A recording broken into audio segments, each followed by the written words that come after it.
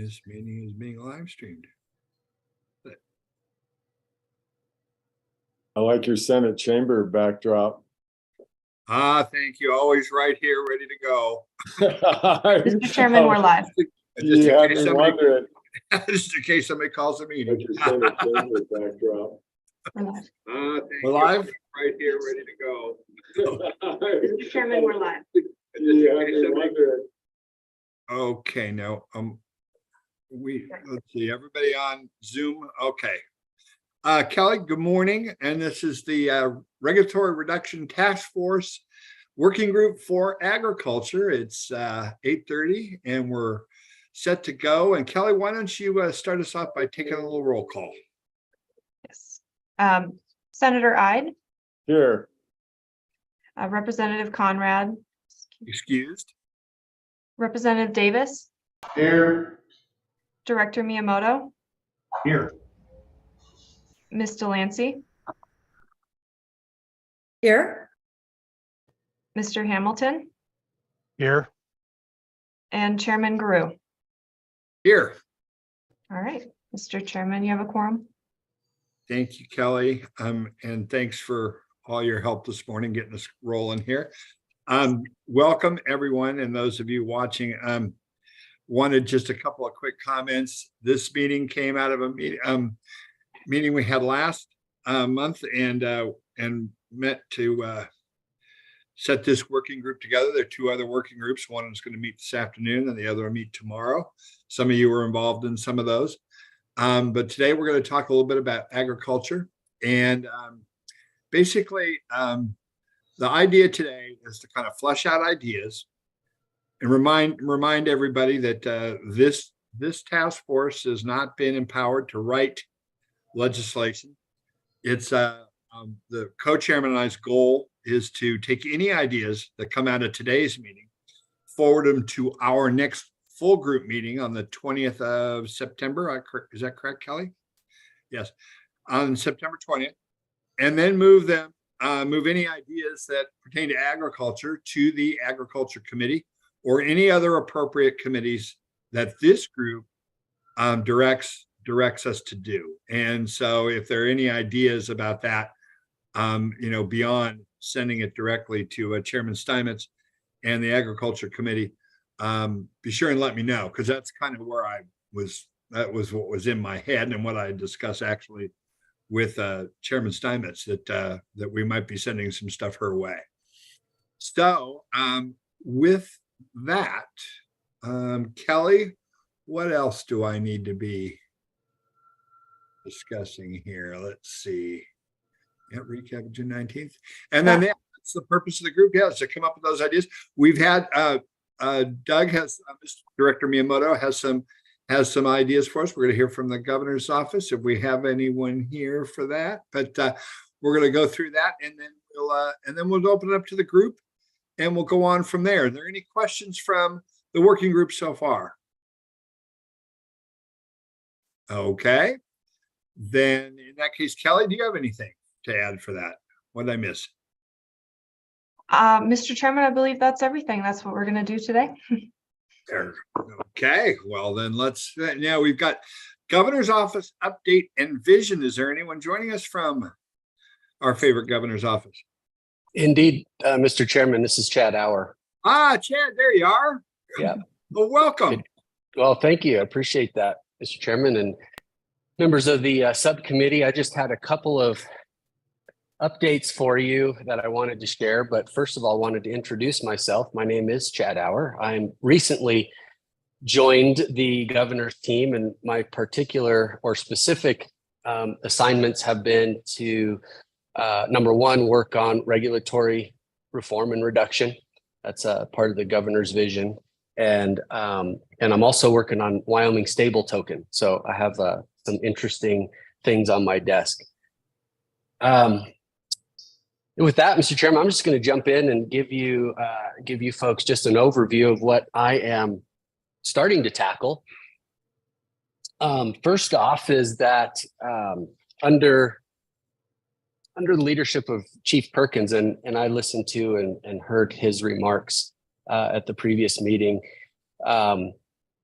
as well as obviously here at the office. But we are starting to work with agency directors directly in an effort to visit with them and consider their rules and regulations and look for ways to modernize or reduce, improve.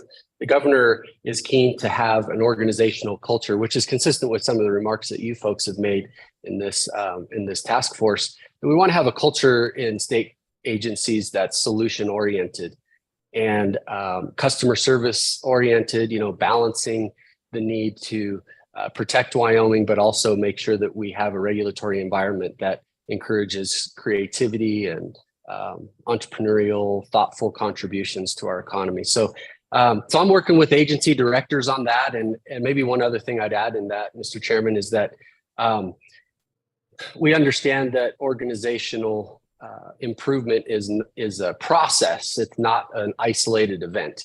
And so we want, again, consistent with your ideas of having a culture that is oriented towards solutions and oriented towards making the state the best place that it can be in all respects. That's the goal. I fully anticipate that sometimes those conversations with agencies and agency directors might get a little difficult or challenging, but I am very encouraged so far that there is a genuine attitude of sleeves rolled up and ready to tackle this.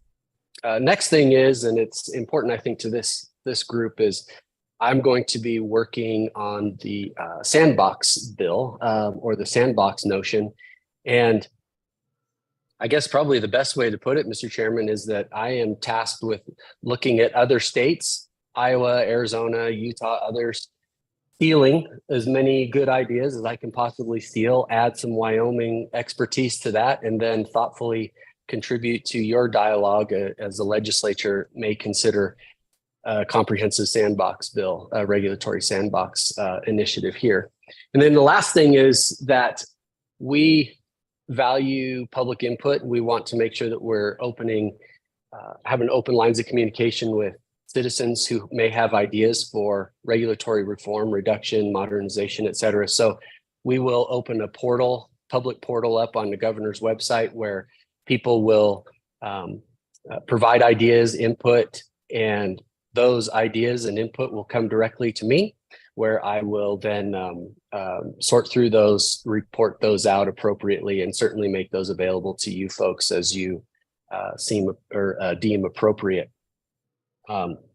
Again, I know that we're way ahead of schedule here on the agenda, so good job, Mr. Chairman, but that's all I had for you today. I'm brand new, so I am certainly getting my feet underneath of me, but I'm very excited to be a part of this. So thank you for inviting me here today.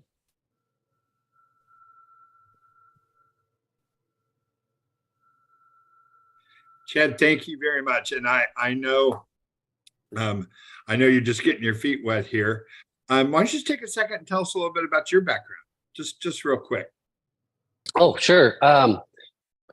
Well, I most recently was the Chief of Staff Deputy Superintendent at the Department of Education when we had a year where, for a variety of circumstances, Wyoming was left in kind of a pinch and we needed some folks to fill in there and to fill that role. So I did that, and I went to law school at the University of Wyoming. I went as a 47-year-old to law school. So before I went to law school, actually, I think I want to share this with you. When I was in law school, just to illustrate what my experience was, I went to law school with one of my fellow students. She was a first grader when I was a principal in the school where she was at. So I was a non-traditional student, to say the least. But before that, I was a teacher and a school principal, and grew up in Colorado. And then my wife and I and our family, we've lived in Wyoming for a number of years. And anyway, we've done 4-H and FFA. And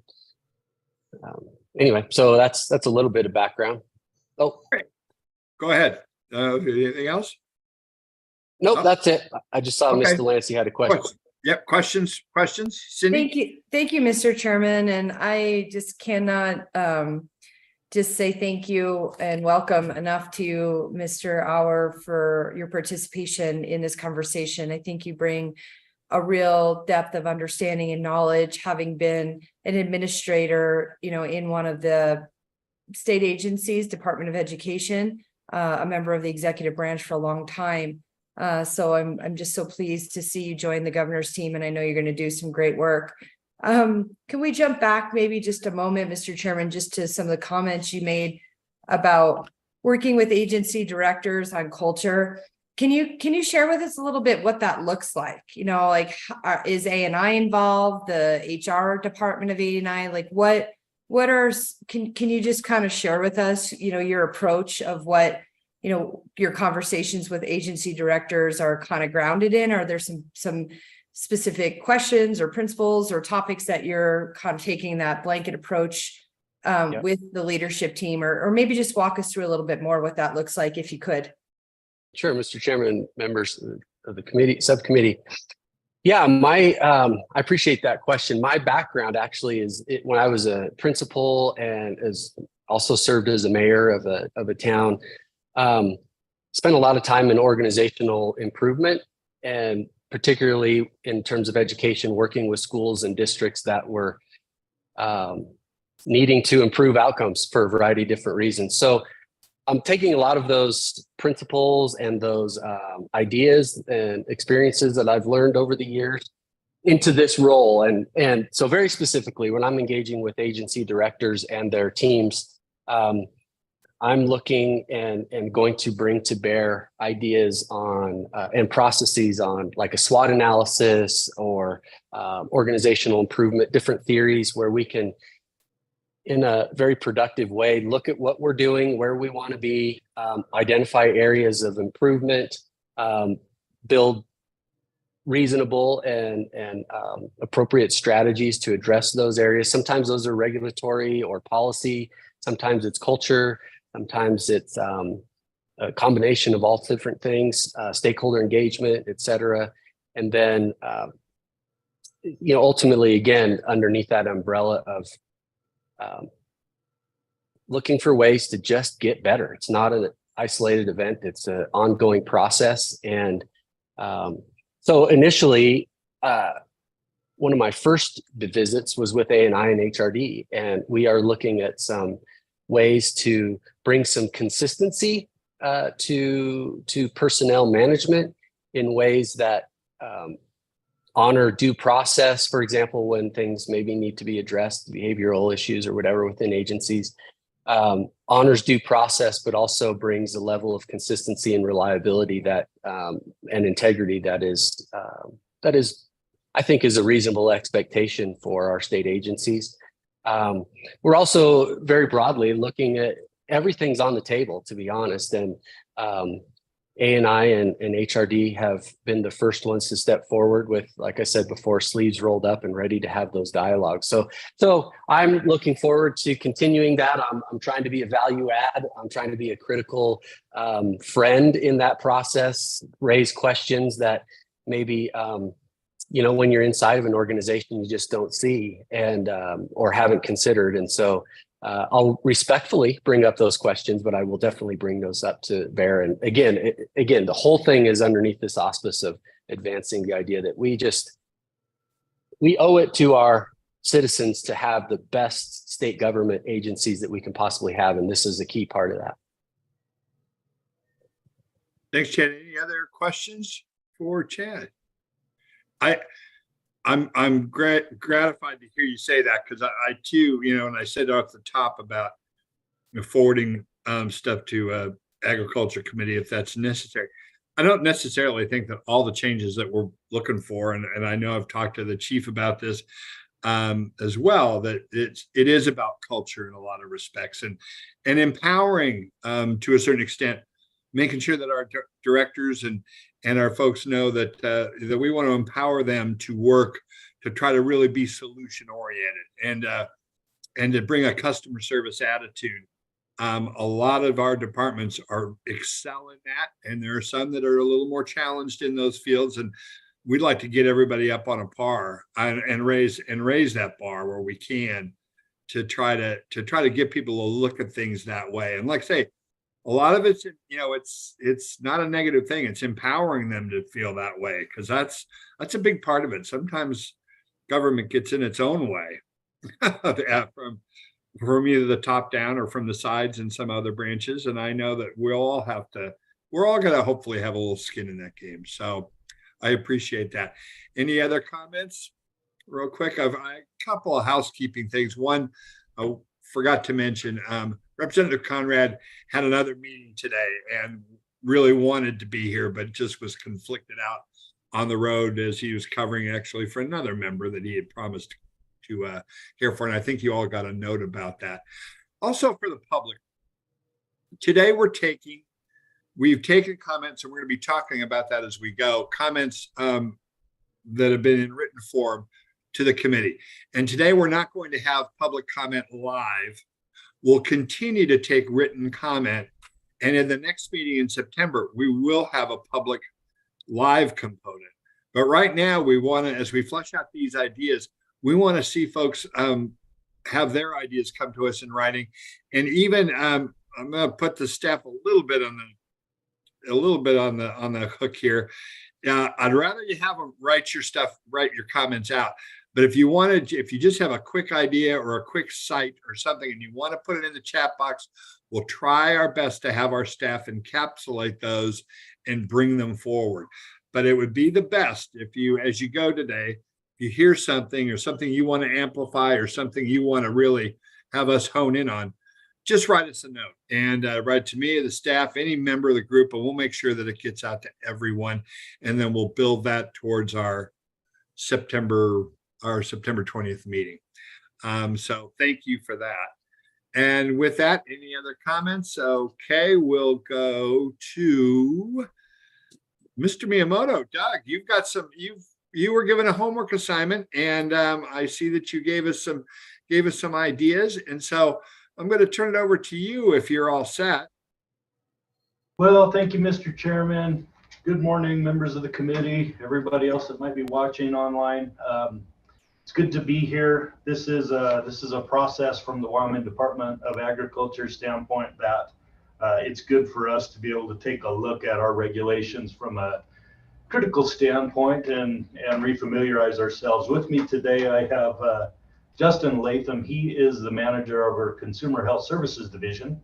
We thought we would start in this realm of regulatory reduction consideration there. That's where most of our questions come from, are from the Division of Consumer and Health Services that runs our meat program and a lot of our human health and safety programs within the Department of Ag. So if I could direct your attention to this Regulatory Reduction Task Force Review document. That's right after the title sheet that says follow-up items from the June 19th task force meeting. This is a document that Justin and I prepared in response to the inquiries from the task force in the original request that we go through and identify those areas of our state regulations that might be more restrictive than the federal regulations would be, one. And then the other part of that request was, are there places in your regulations that we could go look at where the legislature said to the Department of Agriculture that we shall do something, and would some flexibility be in order if we could switch the shall to may? We didn't find any of those, but what you have in this document is our first crack at taking a very sterile approach through our regulations and saying, here are the places where we've been able to identify that we think that state requirements are more restrictive than federal are. And so if it's all right with you, Mr. Chairman, I'll just start at the top of that document and we can talk about some of the background of these areas we've identified, if you'd like. That's fine. Doug or Kelly, this might be for you. Can we put that up on the screen, and just so folks,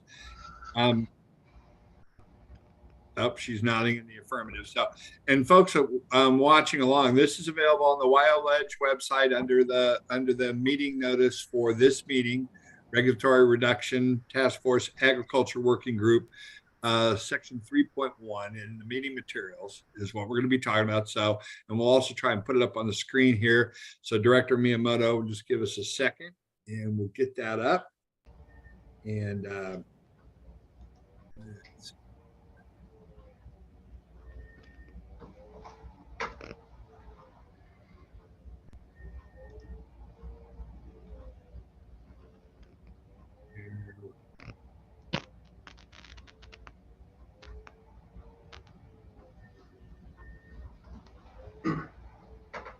there we go. Now it's even getting bigger. 1 sec, I can make it bigger.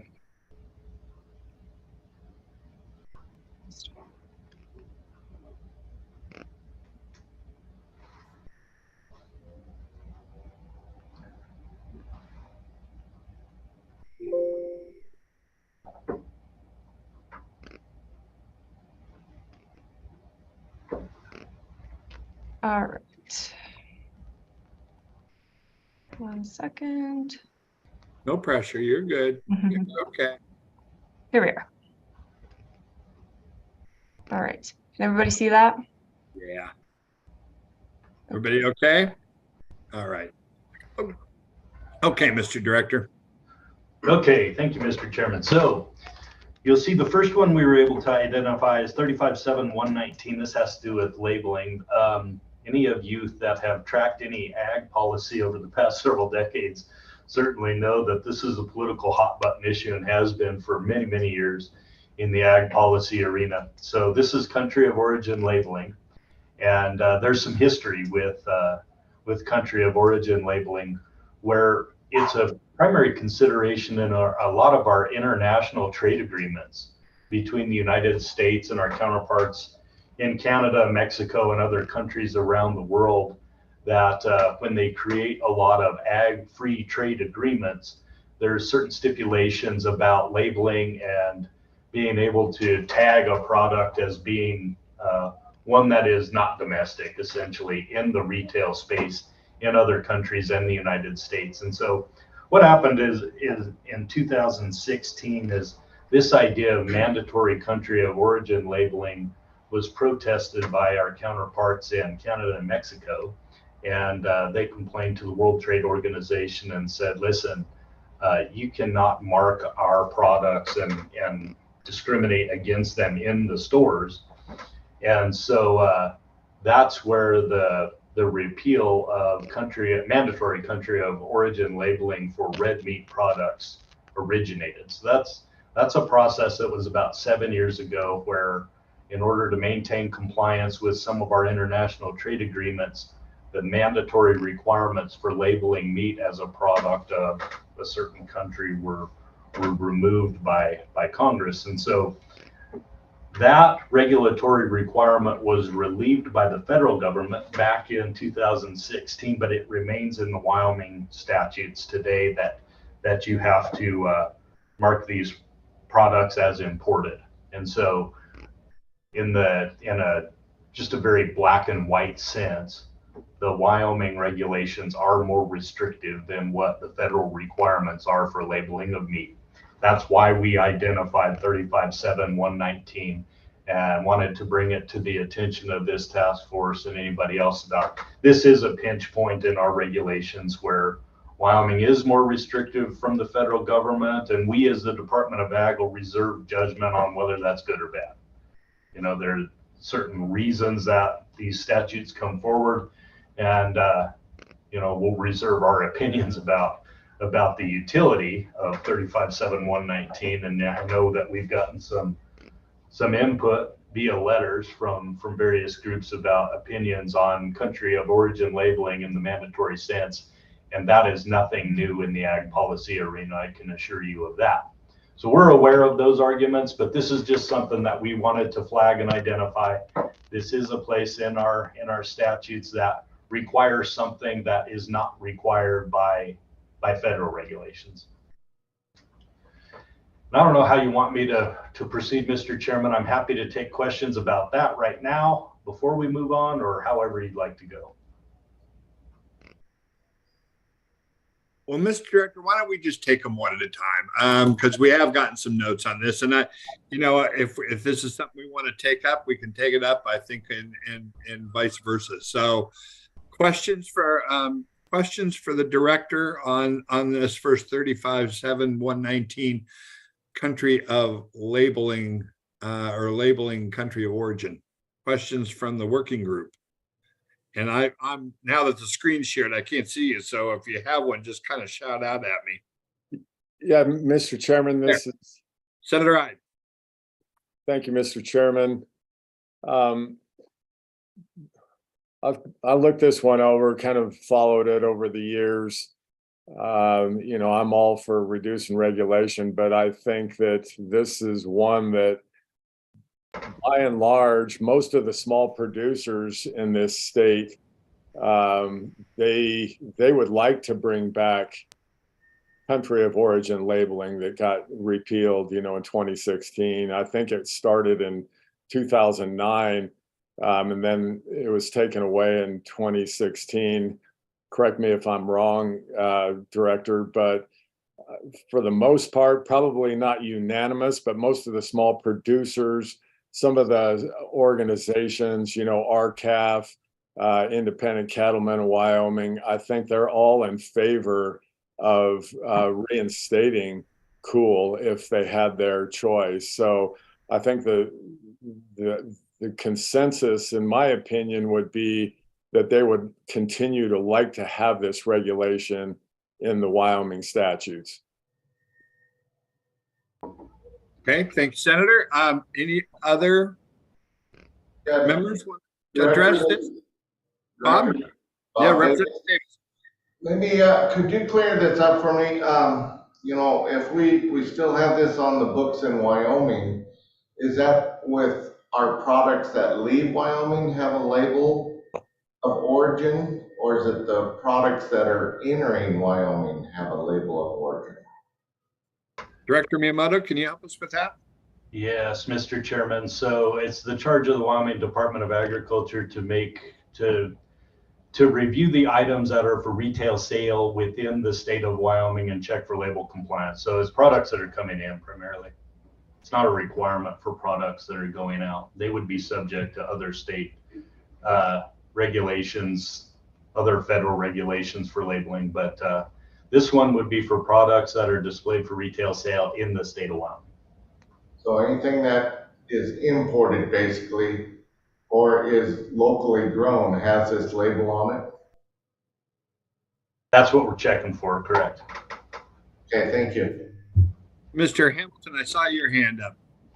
Yeah, thank you, Mr. Chairman. Doug, as you mentioned, this thing has been going along for quite a while, and I know we've talked about, since the federal government is the primary labeling entity out there, what process do we have in Wyoming if someone is shipping a product in that normally wouldn't be labeling that as a country of origin label, with a country of origin label? What's the process that we have as a state to go to that individual manufacturer or whatever and say, oh, you need to put on this product of, wherever? Yes, Mr. Chairman, Mr. Hamilton, what you described essentially is the process. We do country of origin reviews for other meat products as well. And, I can turn it over to Justin and he can tell you exactly how we do those country of origin labeling reviews in the stores if that suits the group. Go ahead. Mr. Chairman, committee, so essentially how CHS ensures compliance with this regulation is we do meat surveillance in any facility that we go into and inspect, whether that's a meat plant, slaughterhouse, retail store, or a warehouse that is shipping products to a retail store. If we find that the product is non-compliant, we note that observation and we make that individual aware who's selling that product. Okay, question. You say you make them aware, so they don't. So okay, I'm selling meat and you made me aware that I've got a product that's from outside the country. So what's my course of action then? As a grocer? So we have a few different ways that we can assign a regulation or write a violation for that. And essentially what we would do is we would make notation of a non-critical violation that needs to be corrected. And then we supply you a duration of time to correct that. There's some other opportunities that we have. We can provide you a warning letter, or we can do documented comments. Where we generally start out is with a documented comment to make them aware. A lot of the product that's coming in is large commercial chains, and they follow the federal labeling requirements. And so this is an additional hurdle for them to accommodate for Wyoming. Okay, further questions? So then, if I'm understanding you right, for instance, all the restaurants that get supplies out of Colorado or Nebraska or Wyoming or Montana or Utah, all those restaurant supply stores bringing that product into Wyoming is supposed to have a labeling on that, but they do not. Is that what I'm hearing? That is correct. So they're in violation of the state. Is that correct? I apologize. I didn't hear that last question, Mr. Chairman. So if they don't have the label on there, they're violating state statute as it sits right now. Is that correct? So that is correct. So that product that they're receiving in should have that on there, but primarily where you see this is going to be your retail stores. Your grocery stores is where most of the surveillance takes place. Your warehouses, like a distribution center or something along those lines, that is supposed to be on there, correct?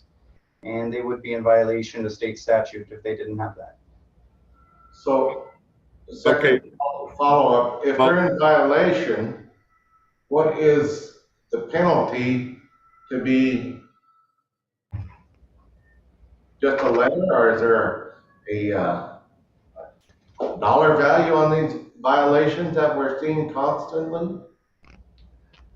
Mr. Chairman, there's a maximum, penalty, which is the $750. $750, the typical, typical penalty that's assigned to these things if you pursue prosecution. We try to catch that much earlier in the process and let those retailers know what the requirements for labeling are and deal with it on an educational standpoint before it ever gets to that point.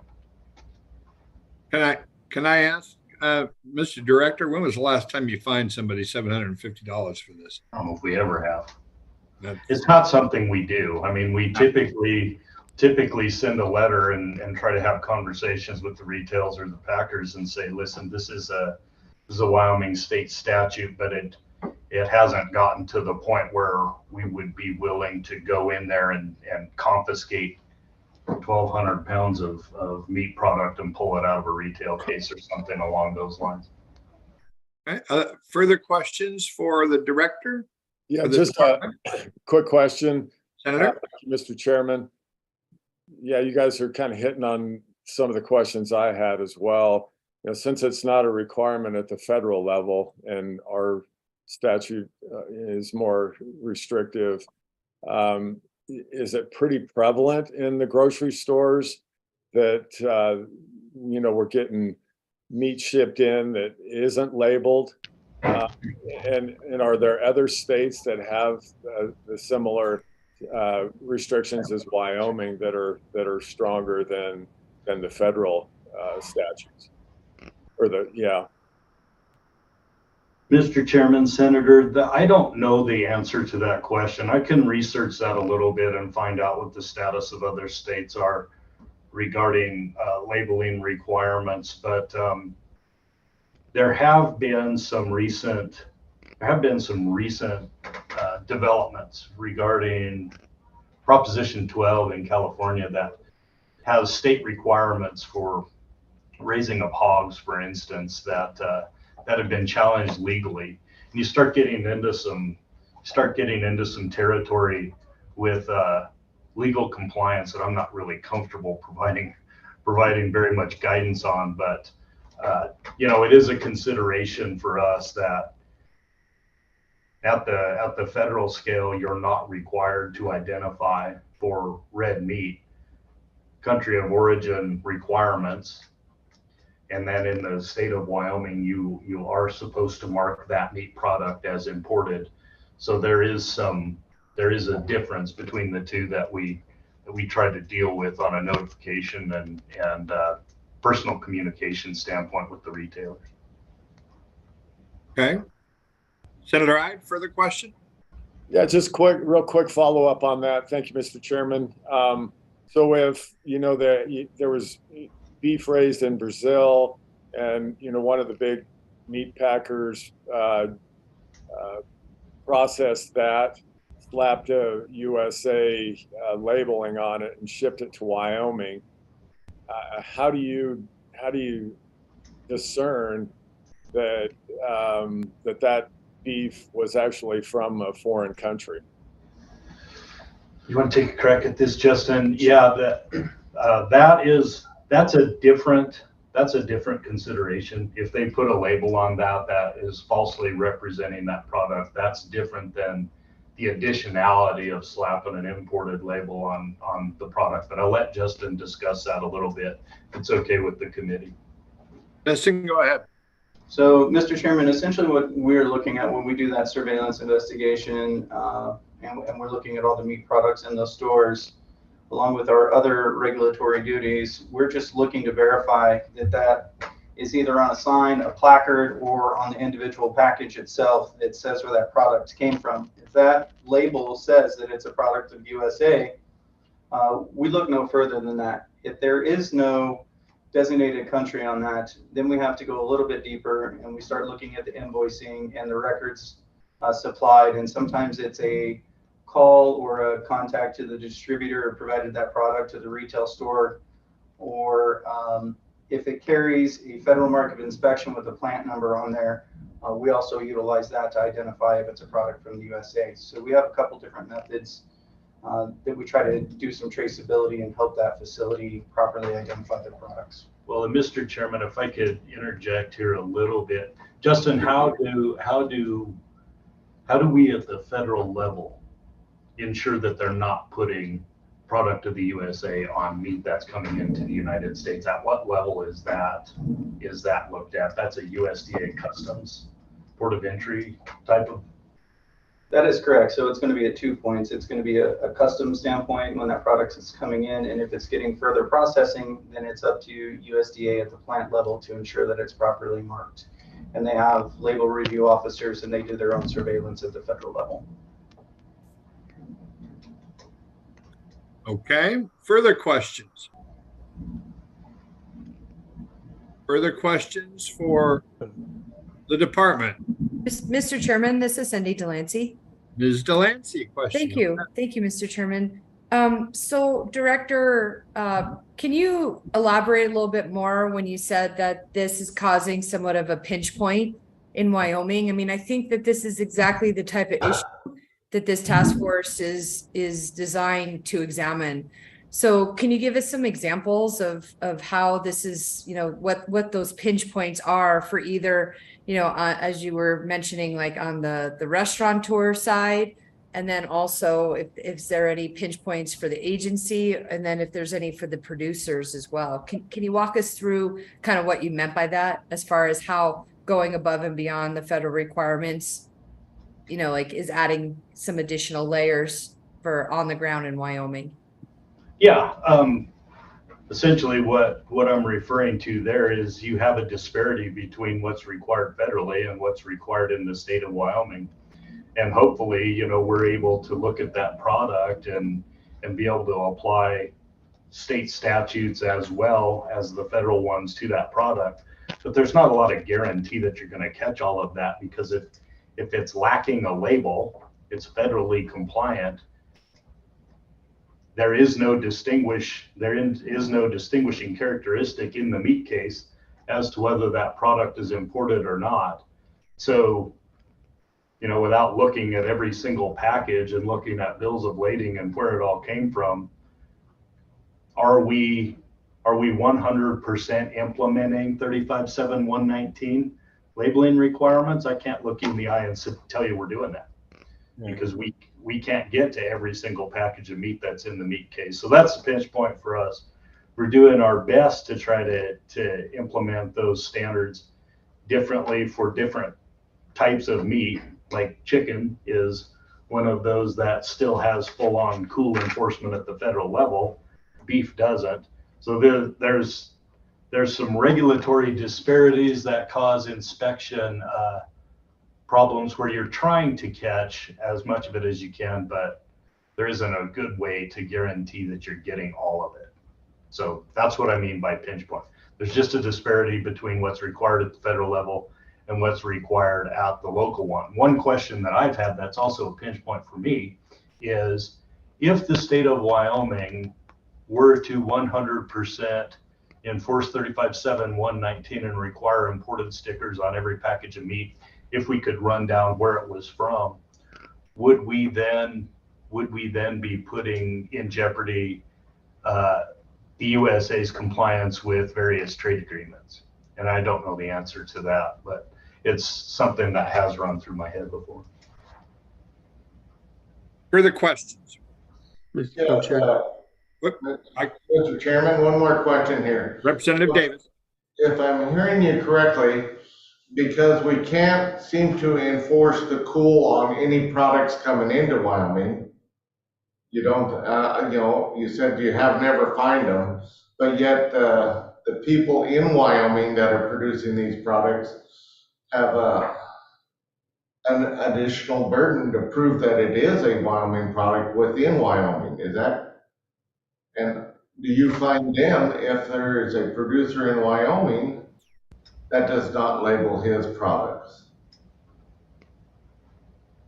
No, Mr. Chairman and Representative, the labeling requirements of 35.7.119 are not applicable to Wyoming producers. Okay. Mr. Hamilton, did you have another question? Mr. Chairman, I don't, but I noticed that Representative Nicholas and Senator Driscoll have been seeking an opportunity.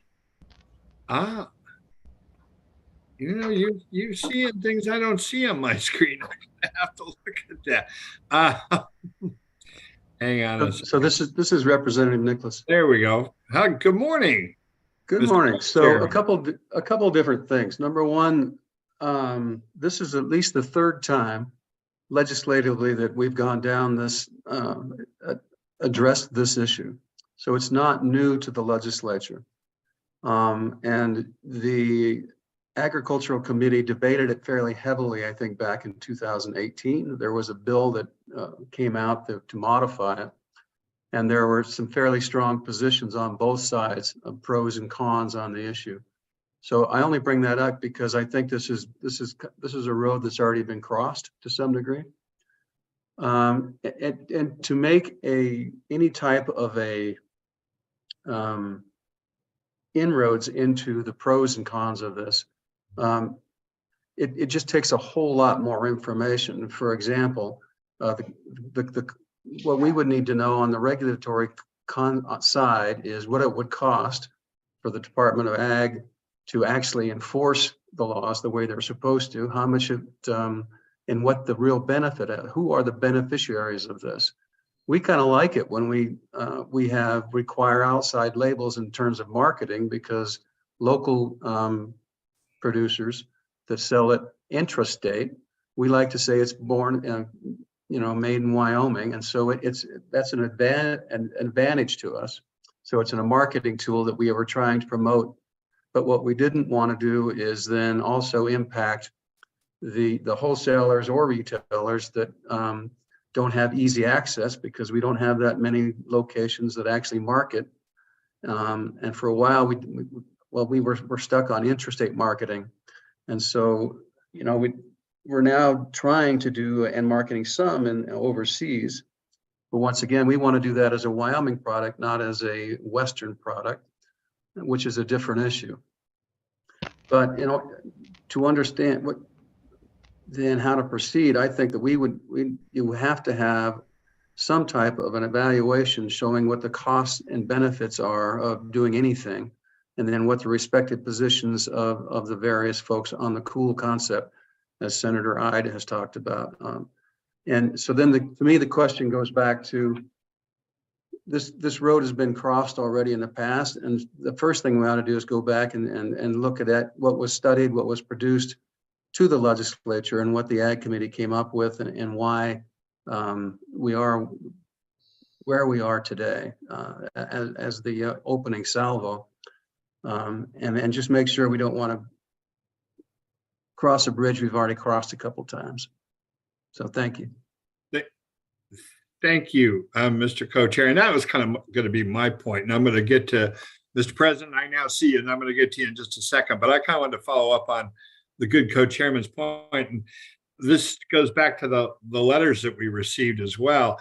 You know, and as I'm in the restaurant business, and I sell local beef in my restaurants, and I go out and I buy it locally, and I advertise that I do. And I think that's the point that we're trying to, that our local producers want to make sure they're shouting from the rooftops that they're producing good Wyoming beef, and that's Wyoming beef that we want to buy and sell in our businesses and want to market to the world. As far as I know, as a buyer, I know that I'm pretty aware when I'm buying, when I've been told, oh, well, I've got some beef on sale you might want to look at. I've got a feeling I know, and I usually ask and find out, yes, that it is of foreign origin. And usually then I take a pass on it. Usually that comes during holidays when people want a good price on a catering job, and they'll ask for the best price available and say, yeah, you can get a better price, but I can't guarantee the product you're going to get. And I just as soon serve you Wyoming products. And so these are how we work. And usually we work that through. So I guess that too would be my question is, you know, I want to push Wyoming beef, and the tone of the letters that I receive is that we want to make sure that we're clearly doing that and helping Wyoming producers. And I know we're going to get to that when we get down to talking about some other things here. But I do too want to look at, you know, how much are we going to be costing ourselves to chase down this labeling process when it comes from a country of origin, and make sure that we're not getting ourselves into a bind that we can't get out of. With that, Mr. President, welcome. Thank you, Mr. Chairman. A little follow-up on that, and I agree with the comments that have been made to a large degree, although I would like to ask the director if we have bothered to send a letter out to all the retailers of what the law is, because they really can comply. All they have to do is say that it's not product of Wyoming. We went through this debate, but it does tell them that the Wyoming product needs to be labeled as Wyoming product. And I think that's important. And I think that's not an expensive step to do on enforcement. A big part of these agency or these retailers fully understand the Department of Ag because they get inspected by them. Yeah. And so when you send them a letter that says state law says that if it's Wyoming product, it needs to be labeled as such. Most of their meat departments, if it's Wyoming product, they're cutting it in store. I think we have a good senator in Gillette that does that very thing. And I think it's a good thing to have that part of it followed through. It's pretty simple to say not a product of Wyoming on it, or may contain product from another state, another country. I think that's something that we can do that I don't think, at least from my end, that I've seen as a retailer, I have not seen the Department of Ag pursue. My second part goes back to Director Miyamoto, that goes beyond just where we overreach federal rules. I know that's part of the federal task force, but I would like him to tell us how many inspectors that the Department of Ag has by department, and what they do and where in statute they're forced to have them, because I think we have plenty of inspectors out there. Anybody that runs a retail business knows that the inspections are extensive. And part of the regulatory reduction task force is to look to see if those inspectors are necessary, and is there a way that we can do it with a less regulatory hand, or maybe do it at a better expense to the state of Wyoming for cost savings. So I'd appreciate some answers on it. I realize they might not be able to come today.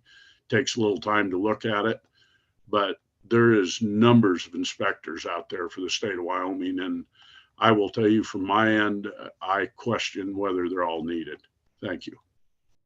Thank you, Mr. President. Mr. Director, why don't we try the first half of that question about with regards to the labeling and that question first, and then we can, and then that second one may take a little bit more, make a little more heft to it. But let's try on that first part of it first, if you could.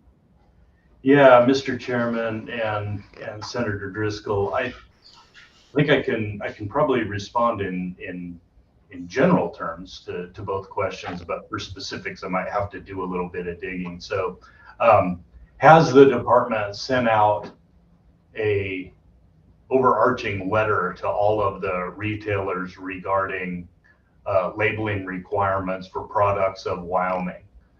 I don't think that has been done in my tenure at the Department of Agriculture, but these labeling statutes also outdate me, and that letter may have been sent at some point in the past when the statutes became active for these various labeling requirements, but I would have to look to make sure.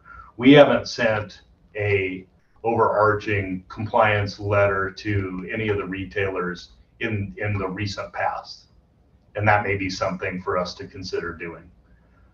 When it comes to numbers of inspectors and how much responsibility they have in Consumer Health Services Division, I can tell you that in the recent past, we have been pushing a lot of expansion of meat processing to the federal side of the equation. And the reason that we've done that is they have more flexibility with the products that come out of federal plants than do the ones in state plants.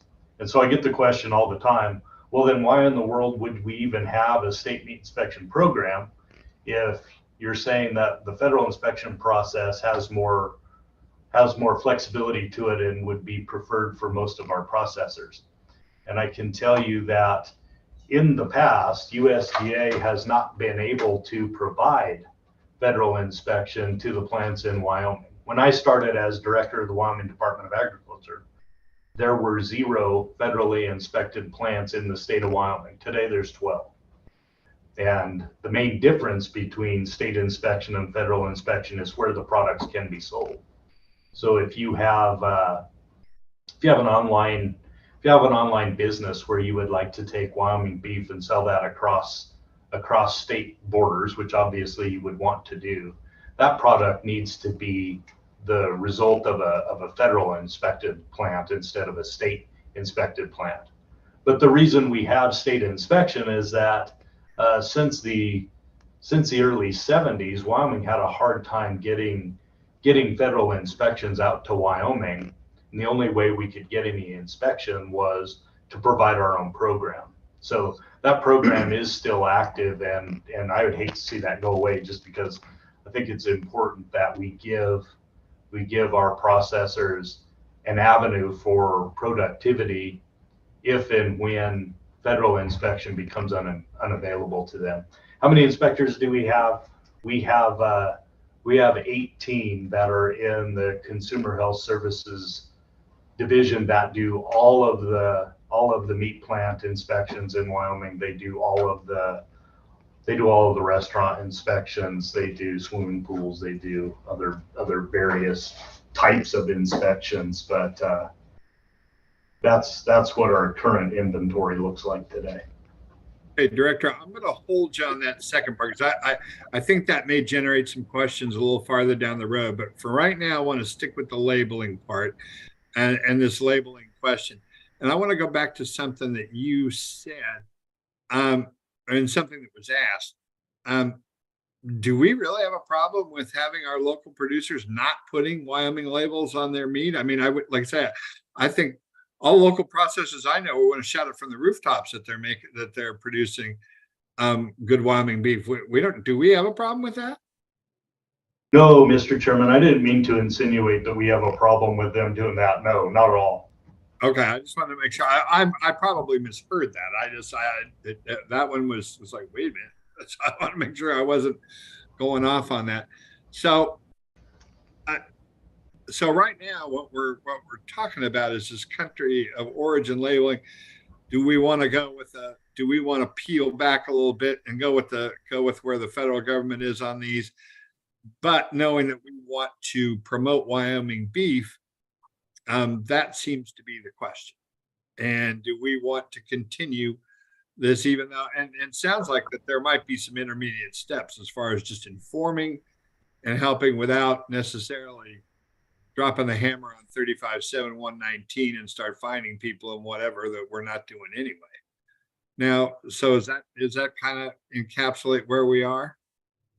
Yes, Mr. Chairman, I would say that you summarized that fairly well. I mean, the reason we identified 35-7-119 country of origin labeling is simply from the standpoint of additionality. The state of Wyoming has additional requirements for those people than does the federal government. That is 35-7-119 is required in Wyoming beyond what is a base requirement for the federal government when it comes to that type of meat product. It's the only reason we identified it, but we don't want to make a value judgment on that one. That's for others. That's for you guys to decide how you want us to do that. But it does put an additional regulatory burden on folks, and it's the reason it's on the list. So, yep.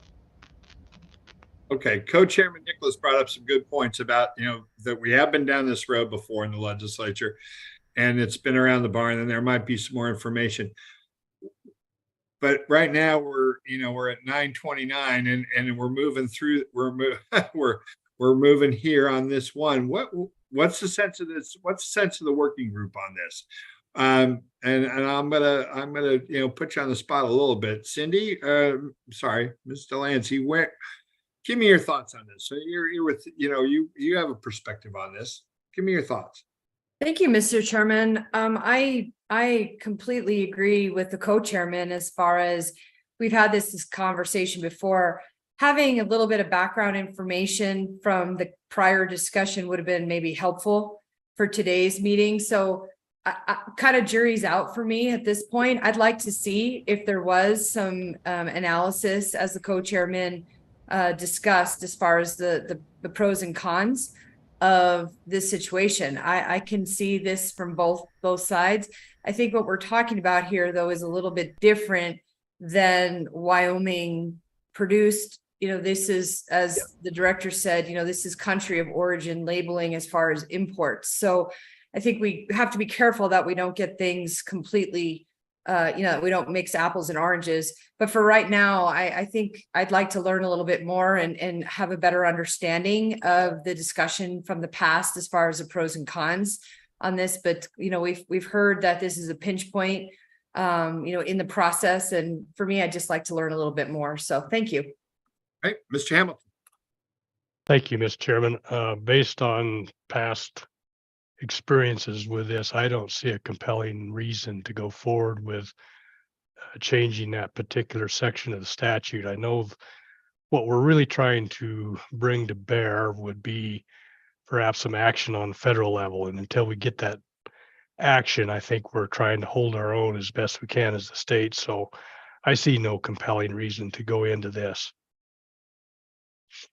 All right. Senator Ide, you got some thoughts for me? I would, for the most part, echo what Mr. Hamilton just said. So I'm not beating a dead horse here.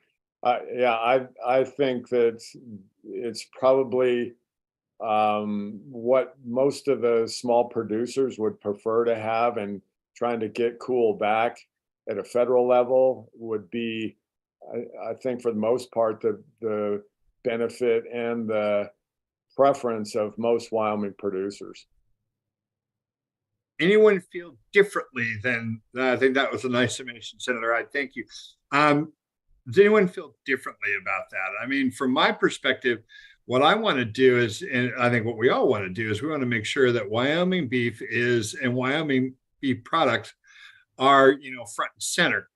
And that's what we want to do. Now, I also, there's a bit of a, free trader in me that says, if people want to buy something from somewhere else at a better price, so be it. But I don't, but that's my business. On the same token, I don't want to put an undue regulation in the state or have statutes on the book that we're not, that we're kind of following. Although I like Senator Driscoll's idea or the thought about, maybe that there might be some intermediate steps that maybe we could just, work on a little more on the education side and try to attack it that way.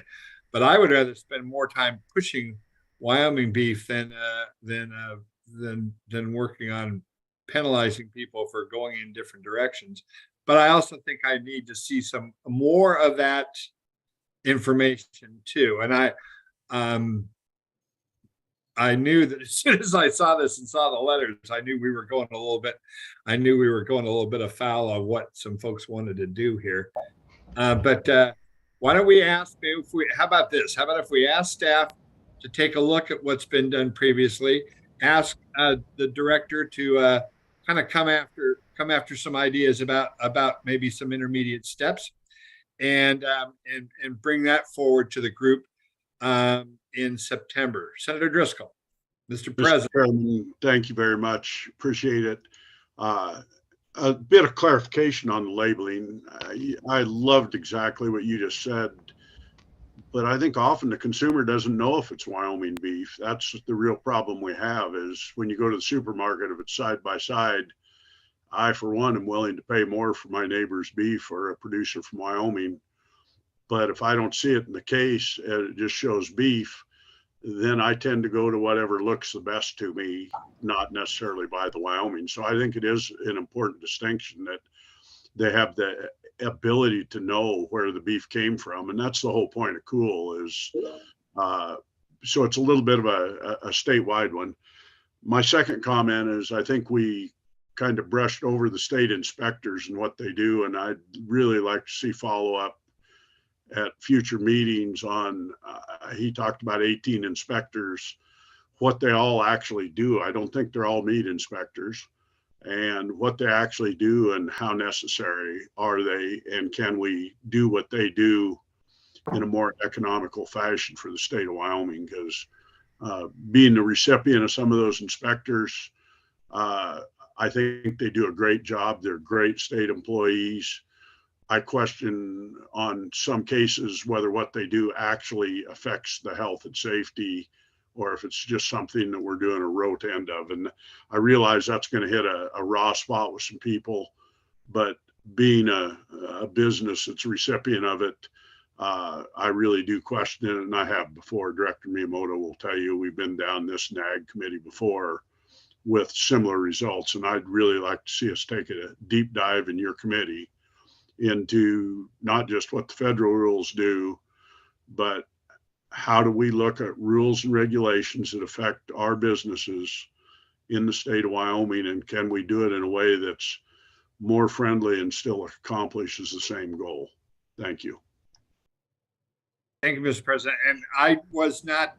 And believe me, I'm not going to let that one go either. I was just going to bring it up just a little bit later in the discussion about that whole inspection deal. I just wanted to try to work through this labeling issue and then move on. But don't worry, we're not going to let it go. I'm going to be asking a couple of questions on the same subject when we get there. So on the labeling thing, are we in agreement then that we're going to ask for some more information for in the meeting on the 20th, and we're going to take a look at maybe some other alternatives on making sure that we're letting our folks know out there, retailers know how much we want to promote Wyoming beef and how much we want to make sure that people know that they have a choice of buying Wyoming beef versus others, between other products out there, without necessarily upsetting the whole apple cart. That,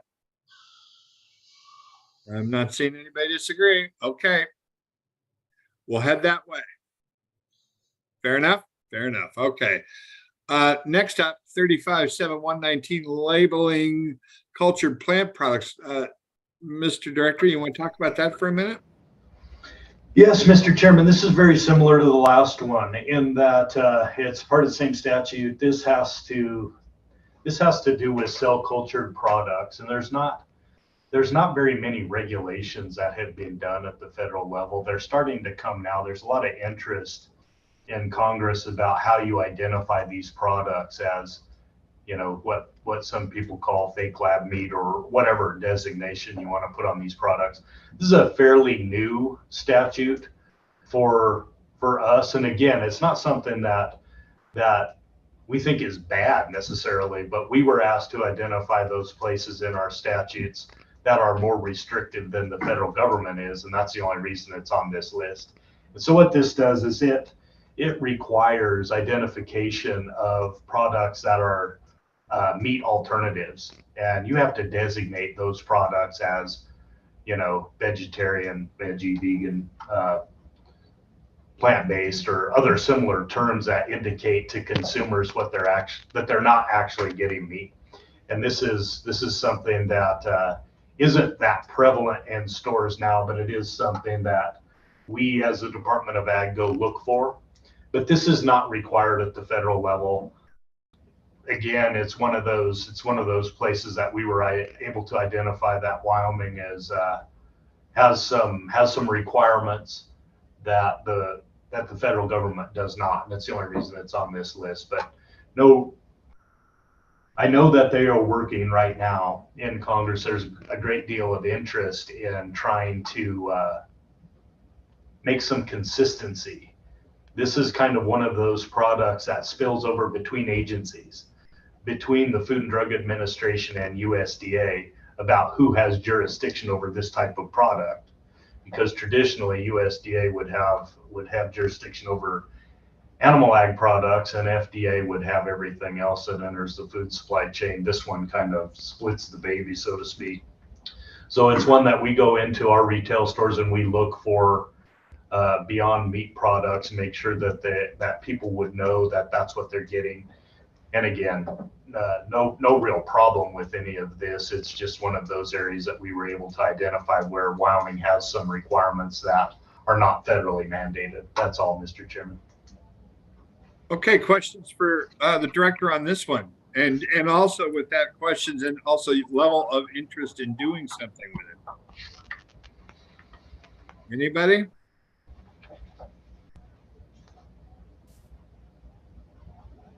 Doesn't look like we're tripping any triggers here.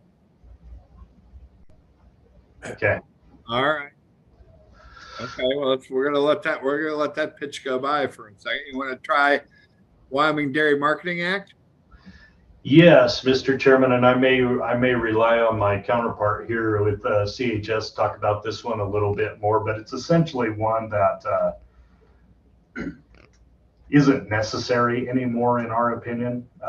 They're duplicative of the federal milk marketing order program and all of the Code of Federal Regulations that we have to carry out on behalf of USDA within the state of Wyoming. And essentially, dairy is similar to milk in that dairy is regulated at the federal level. And we still license and inspect dairies for sanitary conditions and try to make sure that they're clean. But most of the hard and fast requirements are done at the federal level. And at the time that 1136-101 through 110 were developed, that wasn't the case. And so times have changed.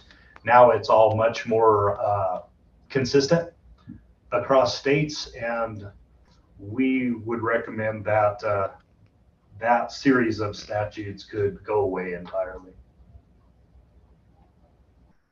Thank you, Mr. Director. Comments on that one? Ms. Delancey? Thank you, Mr. Chairman. Based upon the director's recommendation, I move that this be put on an action item for presentation to the appropriate committee to take future action on removal in the future. Been moved. Is there a second to that motion? And there is from Representative Davis. Comments? Comments? I agree. I think the director laid it out. And if there's, I mean, once again, we're going to take this to September. So if there's, we upset the entire dairy industry with this, I'm sure we'll hear about it.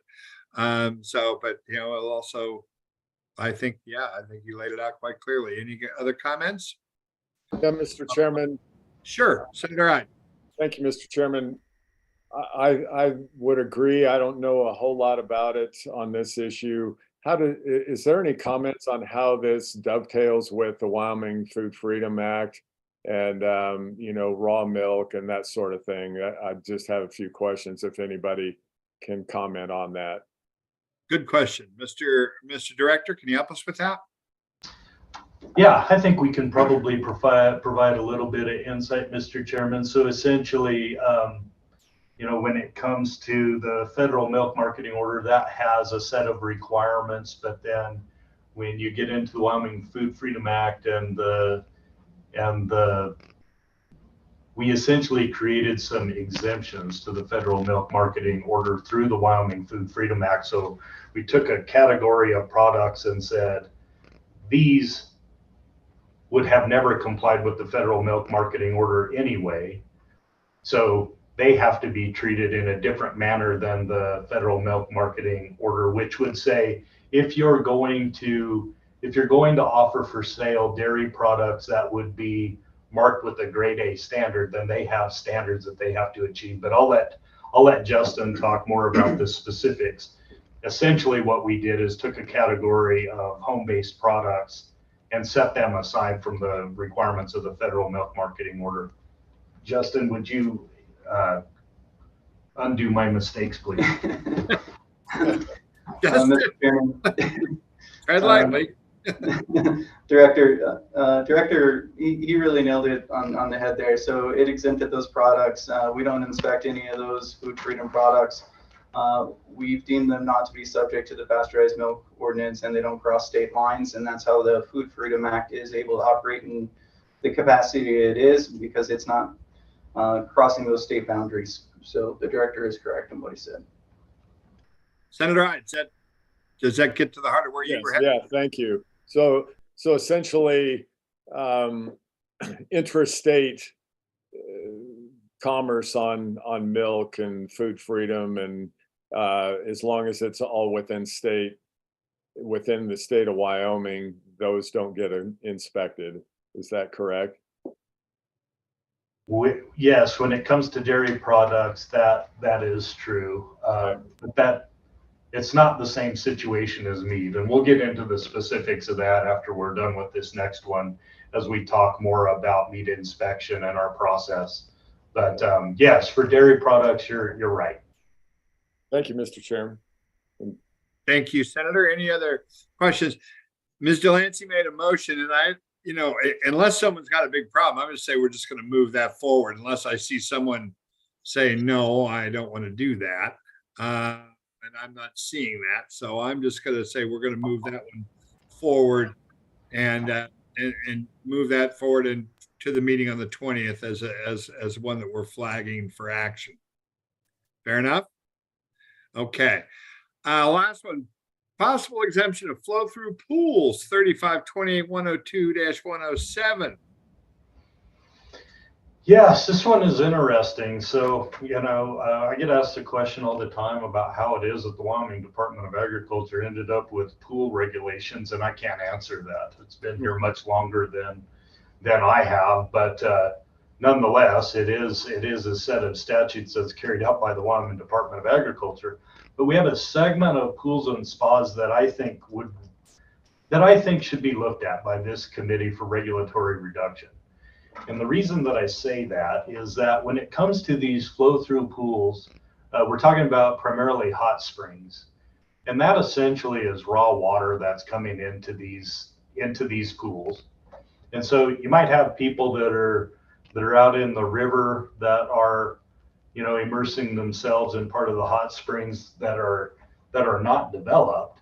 But then we have other facilities in the state of Wyoming, like those in Saratoga and those up in Thermopolis, where you do have a pool that was dug out of the ground, but there is no filtration system for that water. There's really nothing there to inspect from the water quality standpoint side of the equation either. And when I look at, you know, what would we be inspecting at a flow through pool type scenario? Typically, what our inspectors are going out there and looking at are conditions of the deck, possibly for safety issues. They might be looking at how many lifeguard stands there might be, if there's throwable buoys interspersed at the correct distances around that pool facility. But by the same token, you kind of have this intrinsic buildup of algae in a lot of those pools. And so there isn't a regulation that directly addresses that.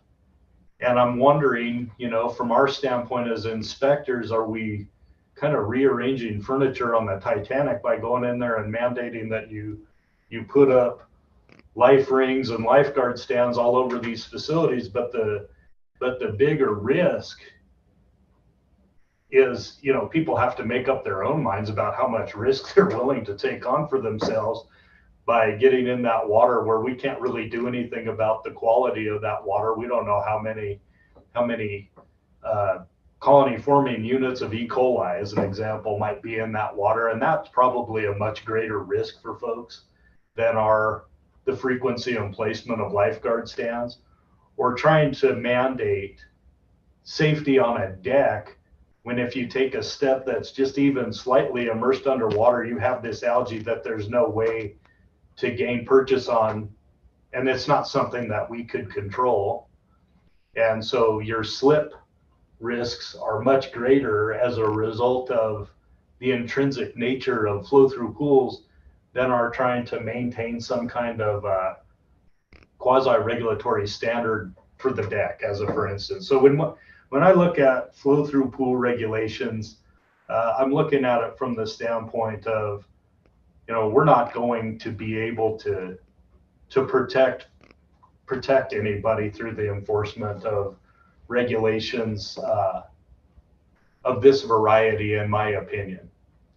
We have tried to do so in the past and have tried to inspect pools like this and make sure that they're compliant with life-saving equipment and that type of thing. And most of them have that today.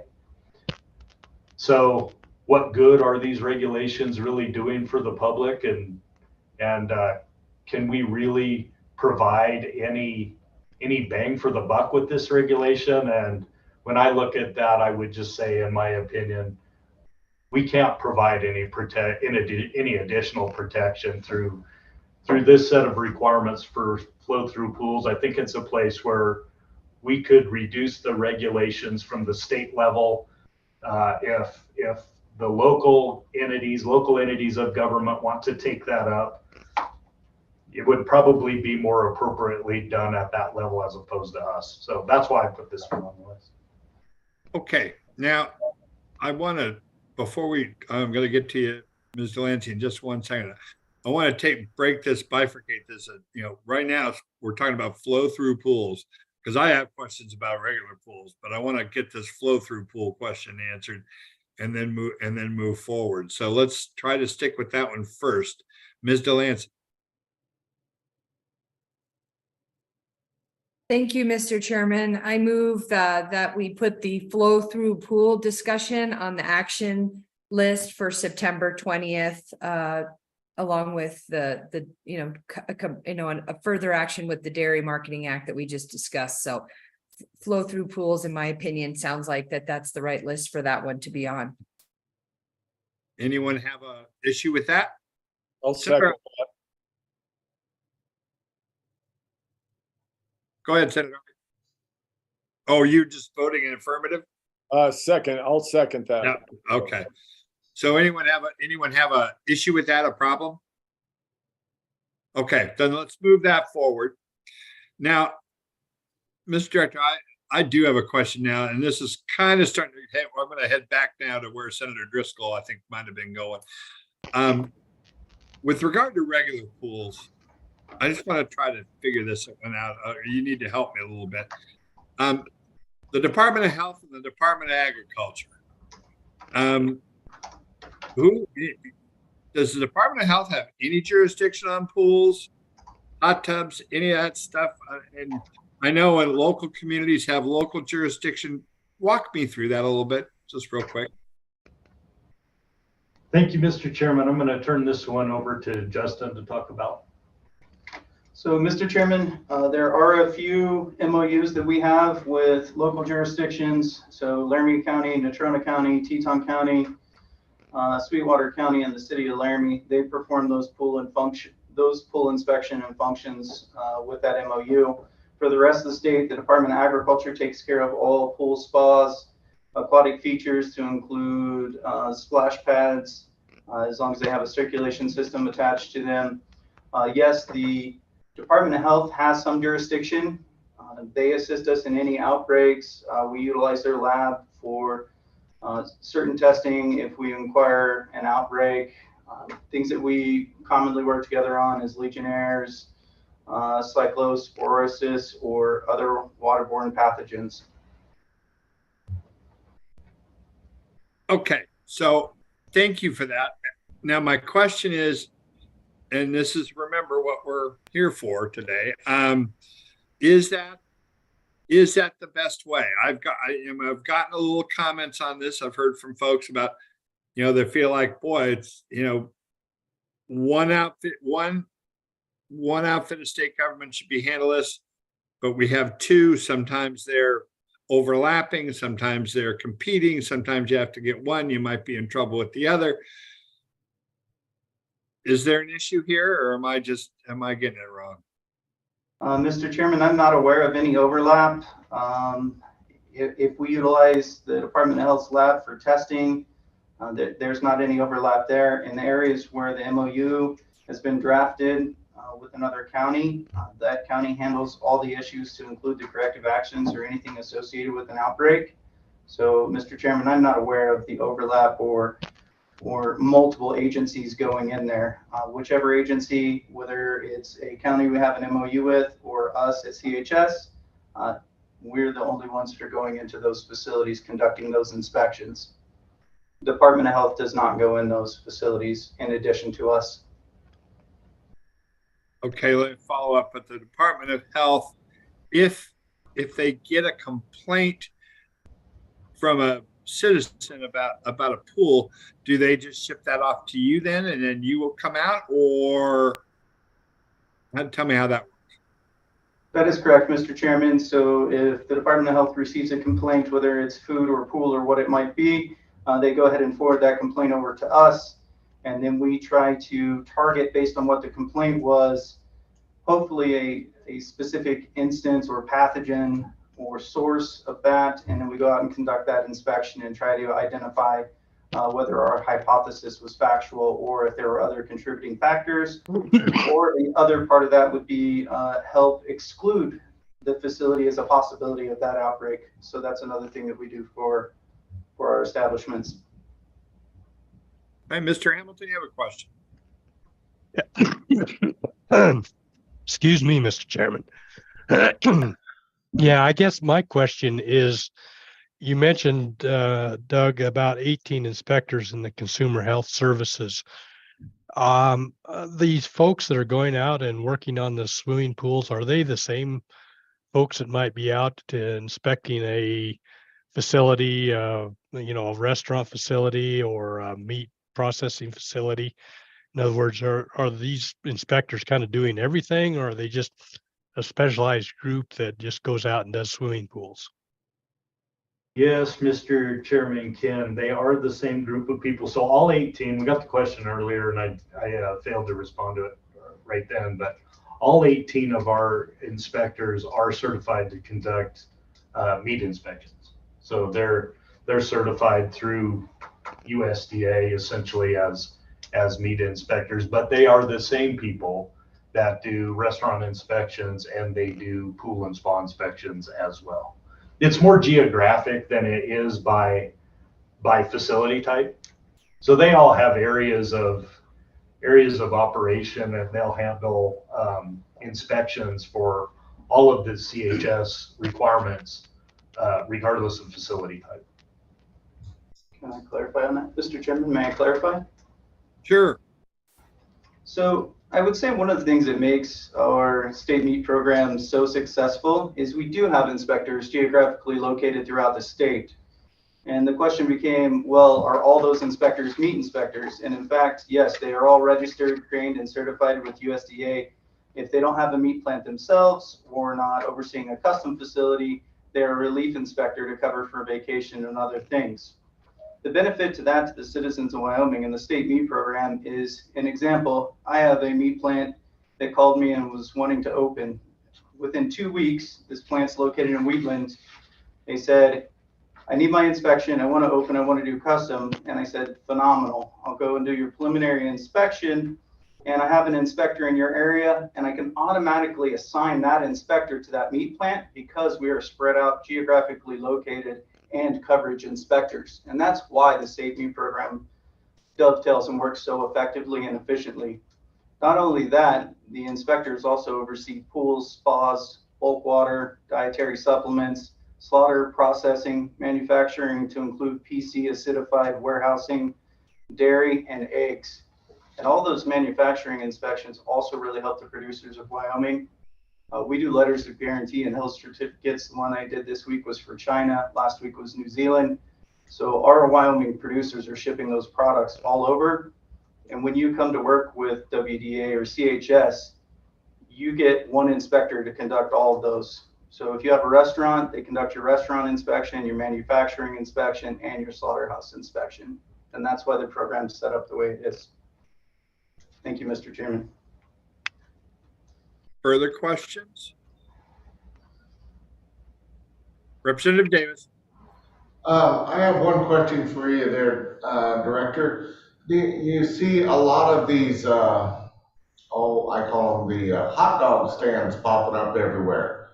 Are they inspected through you guys, or who inspects them? You know, the little on the corner, everybody's got a place to sell tacos or a bowl of beans or noodle soup or whatever. Yes, Director. Mr. Chairman, those fall under the jurisdiction of the Wyoming Department of Ag. Like Justin mentioned earlier, we do have 6 entities across the state that have delegated authority. Then they would be inspected by probably the local health department, you know, like for the city of Cheyenne, they do it themselves. Laramie does it, or Albany County does it themselves. There's a few others, but yes, those would receive inspection under a temporary food establishment. They would get a temporary food establishment license, I believe. Is that correct, Justin? So they could either have a temporary or they could have a permanent license. Many of those are also considered commissary agreements. So that means they're tied to another licensed facility that helps them with warewashing, since a hot dog cart itself doesn't meet all the facility requirements. So it takes 2 facilities to make that single entity licensable for a year-round license. But we do have the MOUs with the counties that assist with those inspections. One modification I would make to what the director just said is it's 5 now. WDA has taken on Sublette County here within about the last year and a half. They've relinquished their inspection and MOU, and so we've taken over that county with the 18 inspectors that we have. So then, if I'm hearing you correctly, every one of these at the county fairs and stuff like that, even if they're an outreach of an existing restaurant, they're inspected by you before they can go into operation? Mr. Chairman, that is correct. We would do that inspection. If it's a mobile unit that's a fully licensed facility and it showed up to a state fair, we would probably do their annual inspection at that event, but it would not require any additional licensing.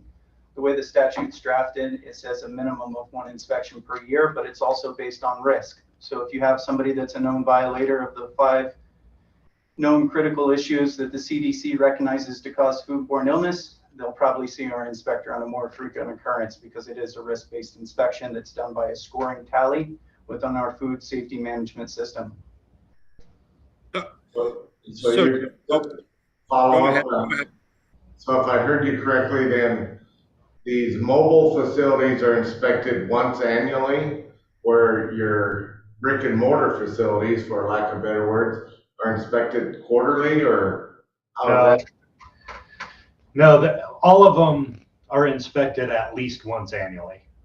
Some of them may be inspected more if we have problems with vermin or something like that, then we'll obviously want to do follow-up inspections in those cases.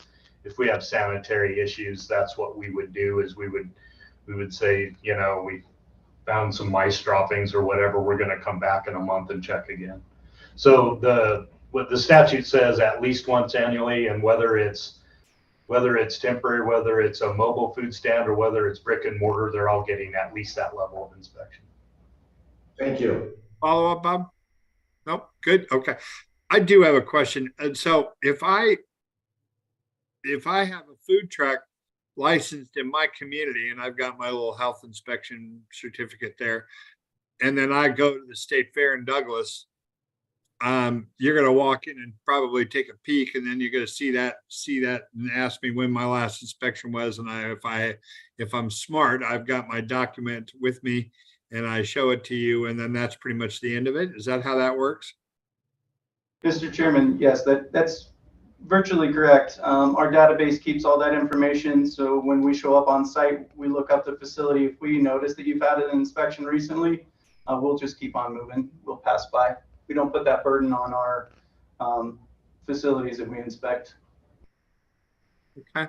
And then to follow up, you know, because meat processing, where to get to that, I got a feeling we maybe, there might be some other questions, but you know, meat processing is, if you could break it down for me, you got 18 inspectors across the state regionally, and you've got meat packing, you've got restaurants, you've got pools.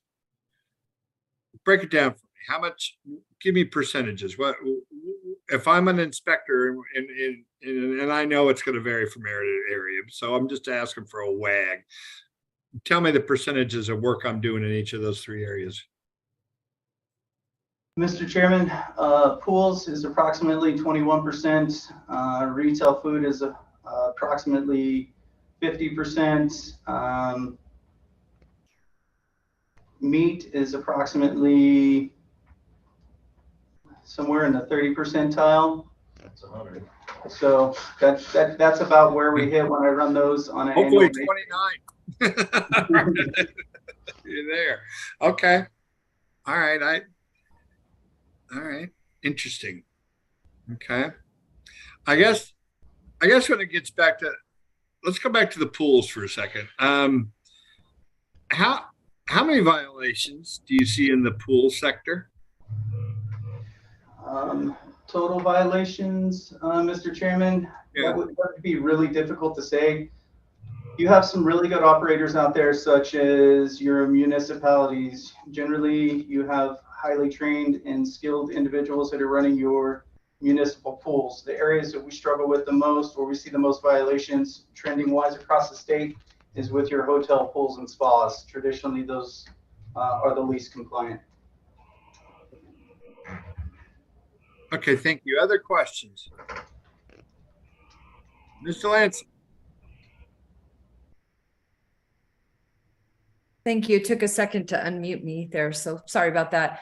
I think this is, again, just highlighting some of the extreme talent of some of our executive employees, executive branch employees that can be so diverse in their skill set that they can, inspect pools to carcasses. So I was just a little bit curious, and I sure don't mean to get us off track here, but can you walk us through, Director, a little bit about, kind of the training that goes in to develop that wide continuum of expertise that your team has, it necessitates to be able to cover such a wide range of a huge lane of travel that they're operating in. How do they stay current so that they're, able to be so diverse to, carry out all these tasks. Thank you.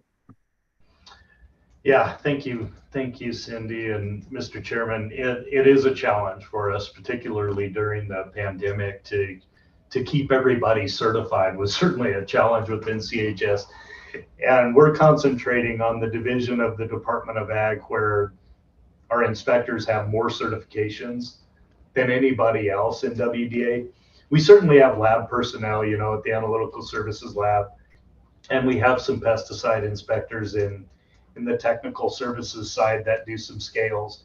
They have certifications as well, but the ones that I've noticed over the years of the hardest to maintain are the meat ones, because they require us to send folks out for dedicated training for a longer duration of time. They might be out at those retraining camps for weeks at a time, 4 weeks at a time, and so those are challenging to rotate through. You only have 18 inspectors in the state of Wyoming, and you have dedicated times where you've got them down at Texas A&M getting recertified for that, and then they come back and they may need to go to pool school, so to speak, or asset training, which is the one that's primarily the driver for restaurants.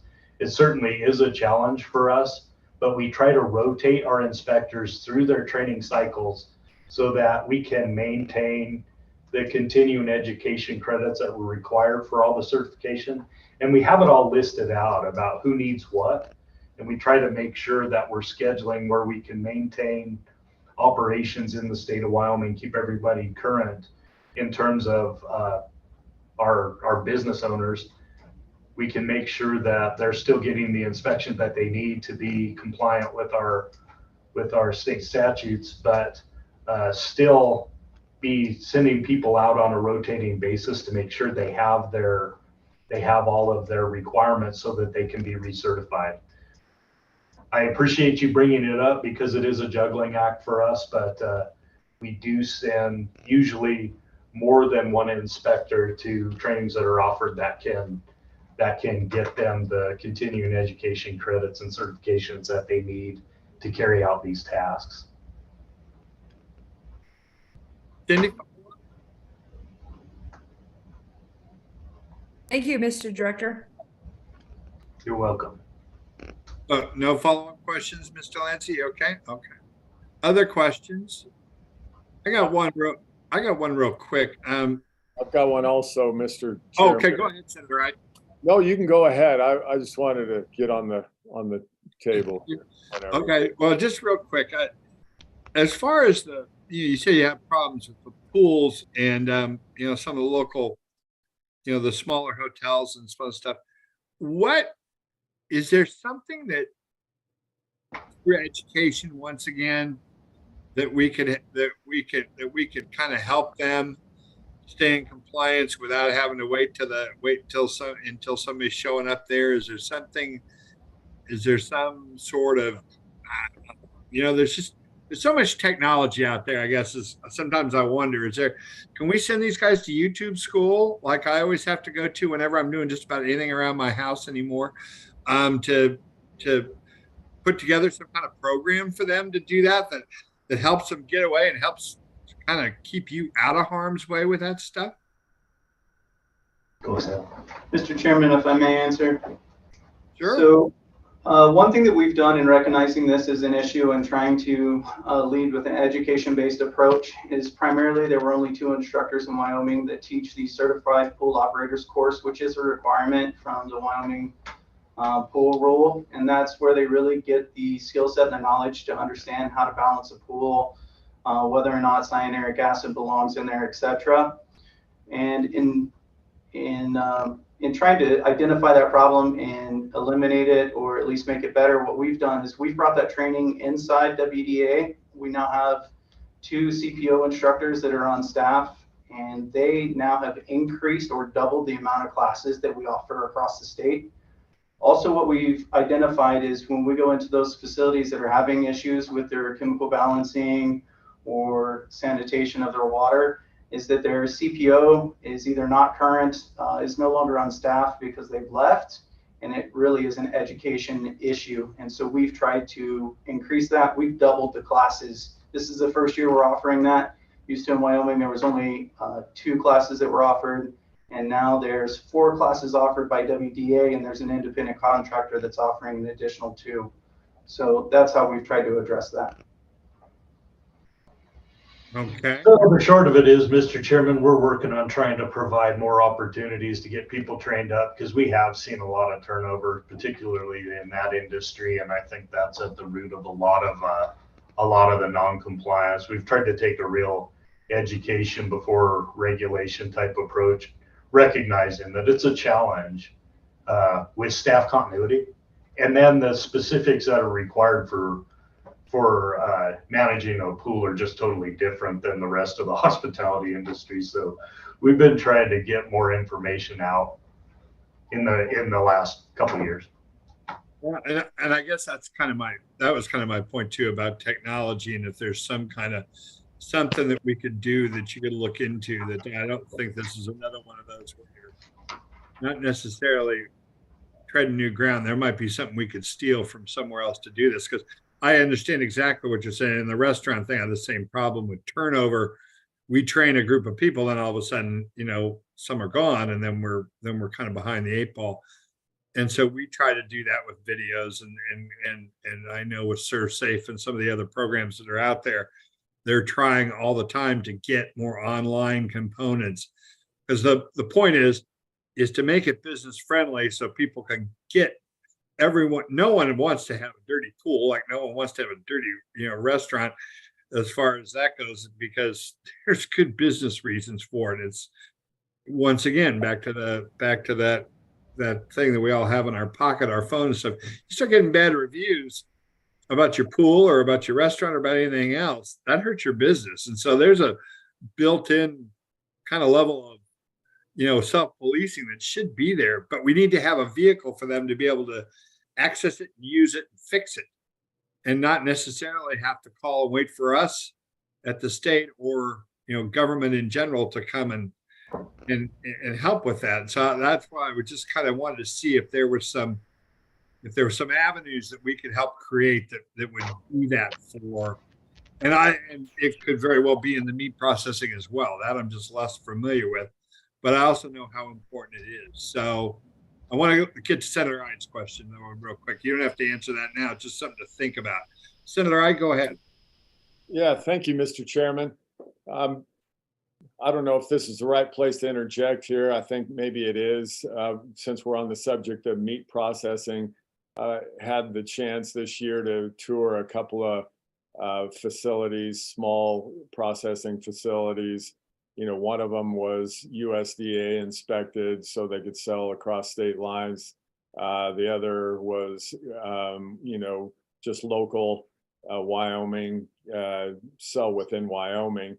And the comments I'm hearing from the operators are the local compliance is much more regulated and restrictive than going the USDA route where you can sell, across state lines. I don't know if you want to comment on that or if you would agree with that, but I'm hearing that the compliance with the local in-state processors is tougher than the USDA cross state lines compliance.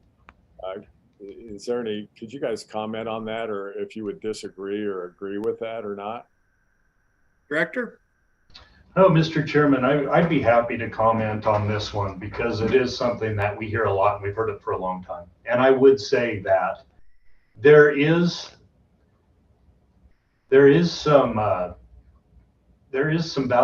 validity to that statement. And I'll tell you the reason why. So to be eligible to participate in commerce in meat, there's really one of 3 paths that you have to take. You can be federally inspected, you can fall under state inspection, or you can be a custom exempt processor for ranchers, essentially, and providing that product back to whoever produced it. So those are the 3 types of processors that we have. Like I stated earlier, the reason the state of Wyoming has a state meat inspection program is for many, many decades, we could not get USDA inspectors in the state of Wyoming simply because of the quantity of carcasses that were going through a plant in any given time. USDA had a limited number of resources and where they could decide to send their limited number of inspectors. We never made the cut.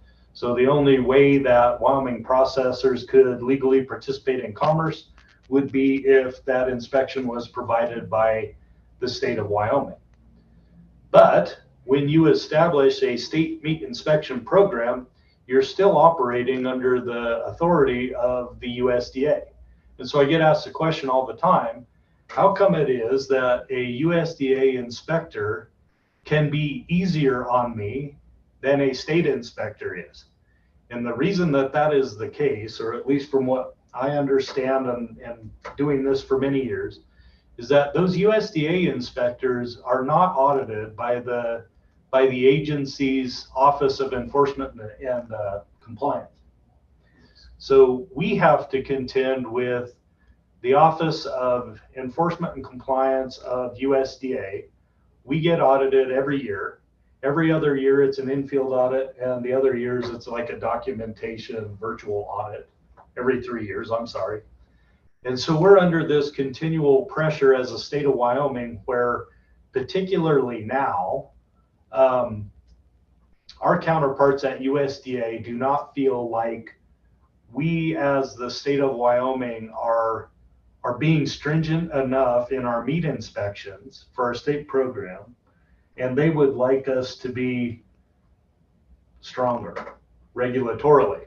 Now, that being said, I know where the state of Wyoming legislature leans on this issue, and they would like us to be much more forgiving on the industry. So you have the department here trying to tightrope it in the middle and provide the level of inspection that the Office of Enforcement and Compliance are requiring us, while still giving as much flexibility to our regulated community as we can.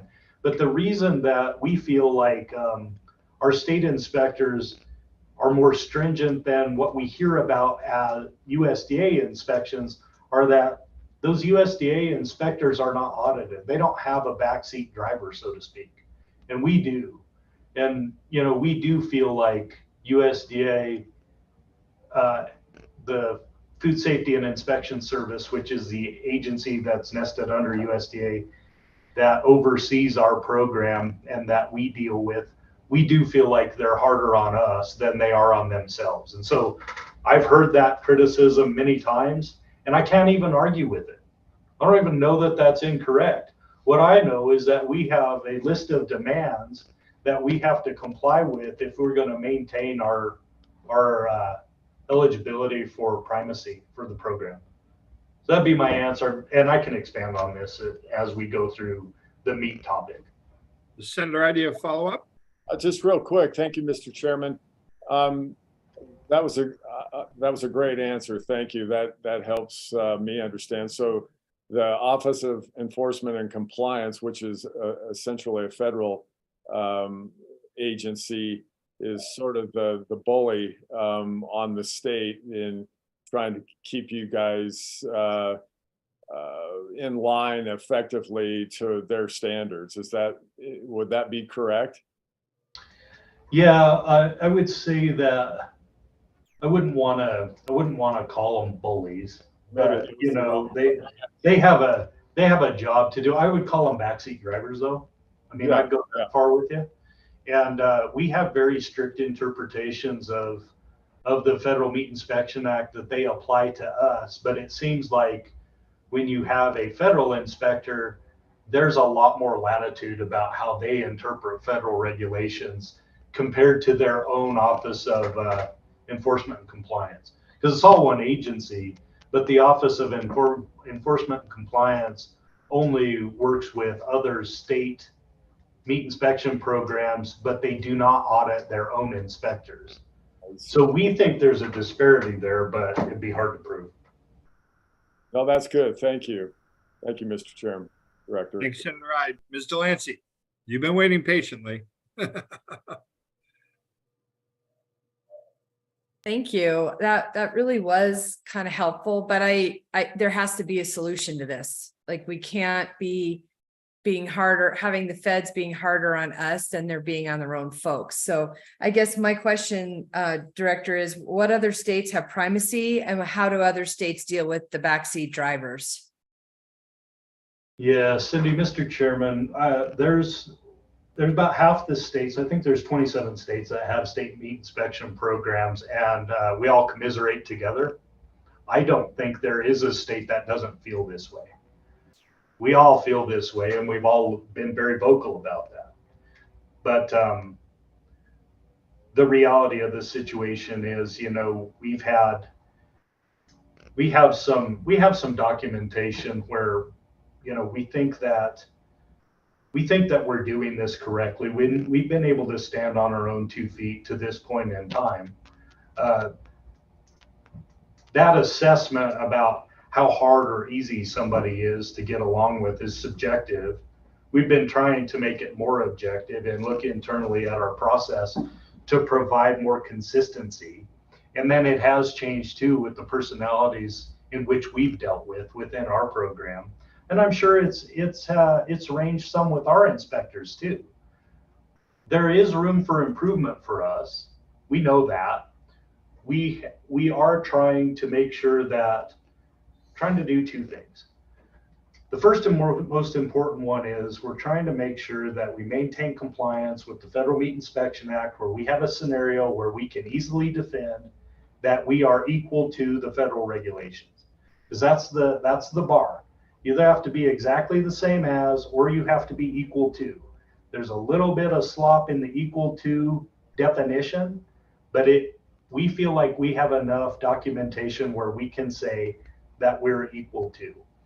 So we have to maintain our program and not do what other states have done, which, you know, they've been out of compliance and they've been designated for federal inspection and essentially have lost their primacy.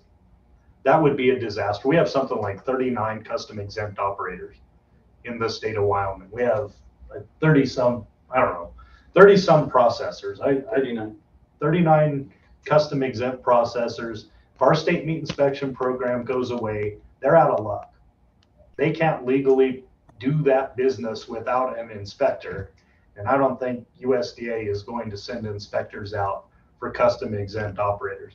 So we're trying to balance this, make sure that we maintain that equal to status, but then still working with our processors to make sure that we can answer any questions that they have.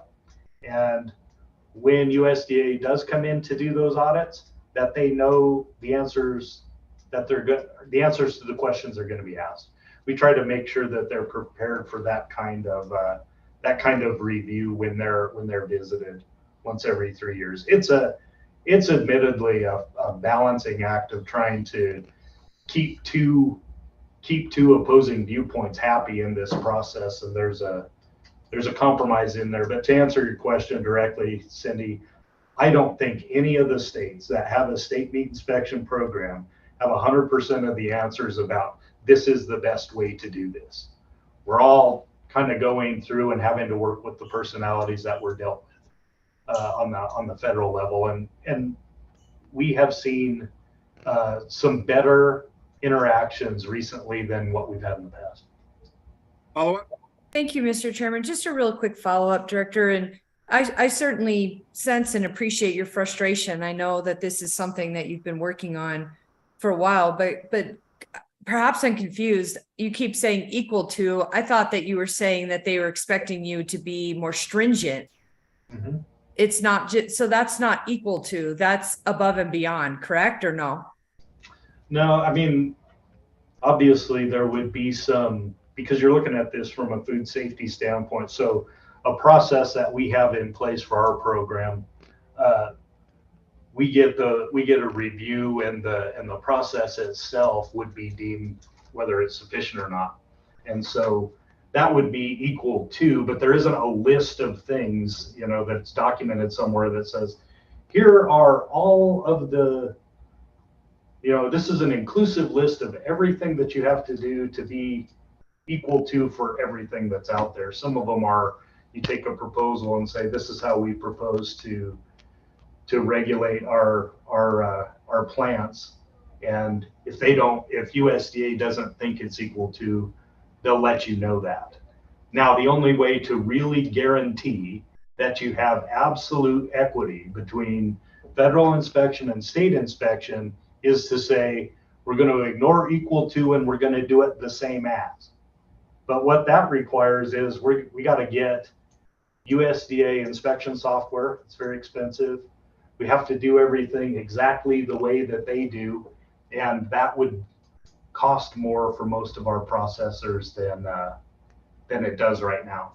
So the only way to really guarantee that you have absolute equity is to adopt all of USDA's processes top to bottom and make sure they're absolutely the same.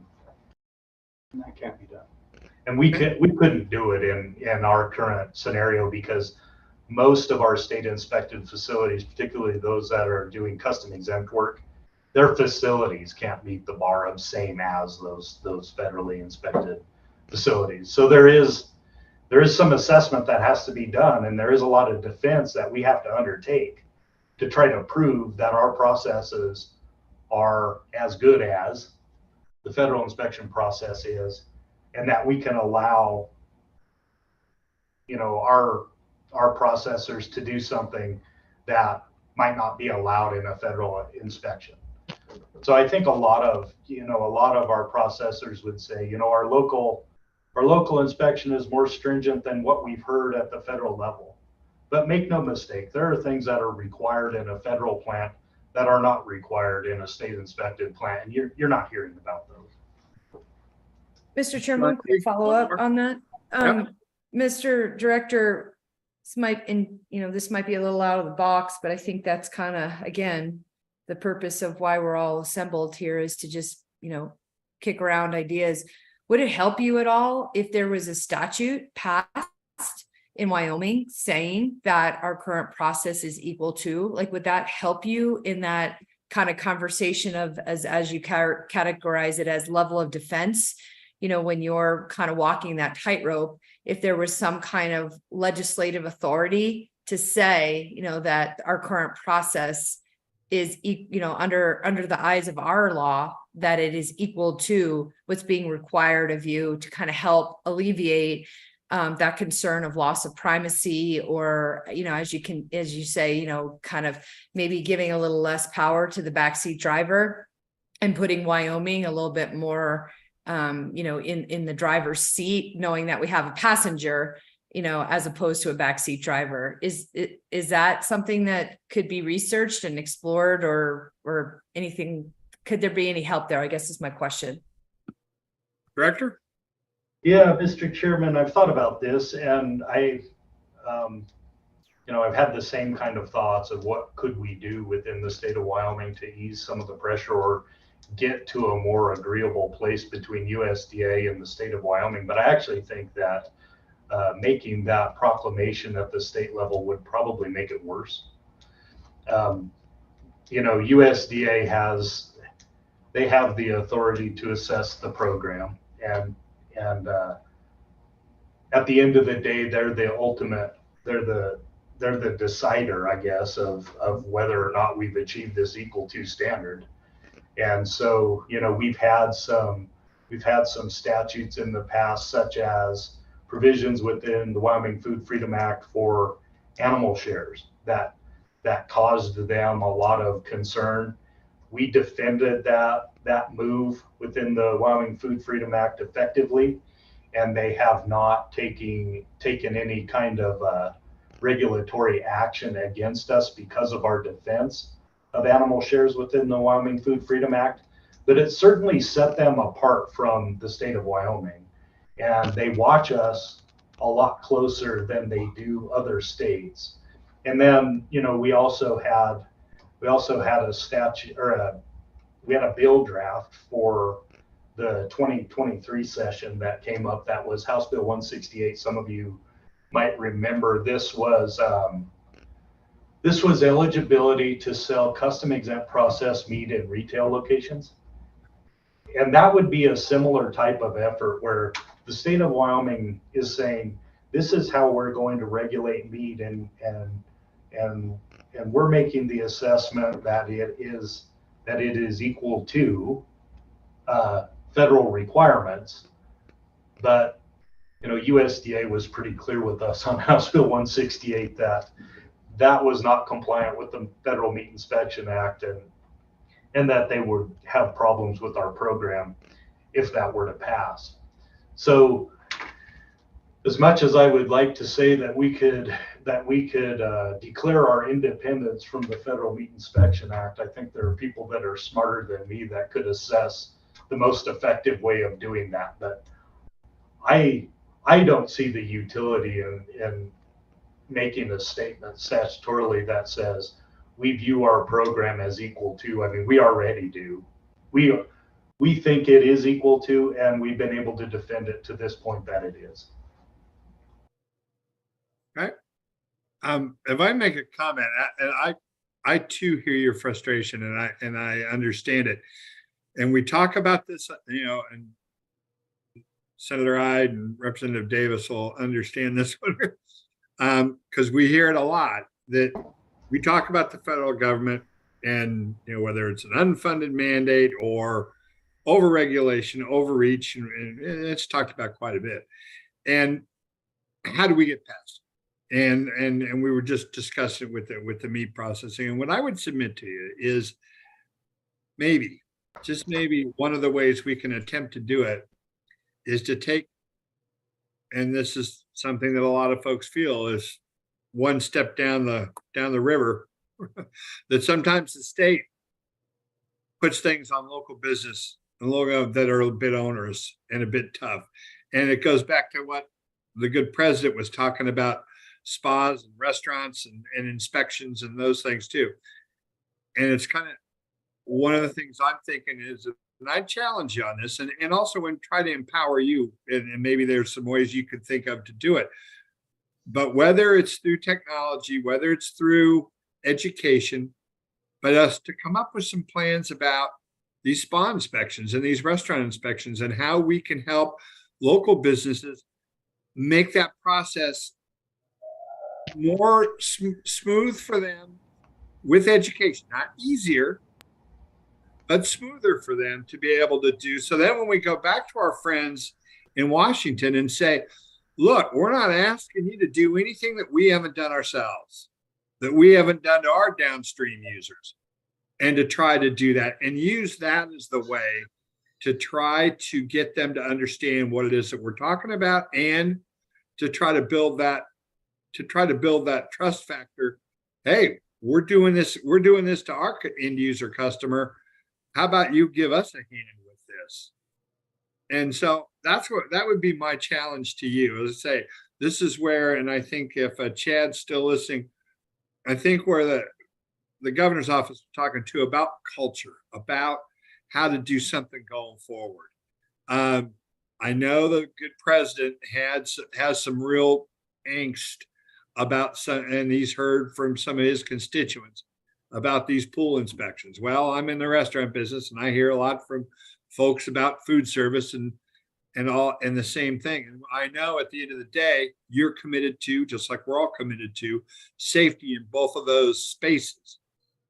But like I say, if we want to go upstairs and rattle some cages about what's going on with Washington towards us, I think the one thing that we should be able to point out is, this is what we're doing for our downstream users. This is what we're doing for our customers, to empower them, to make them feel like their process is smoother and they're still compliant with the law and still providing a safe product for their customers.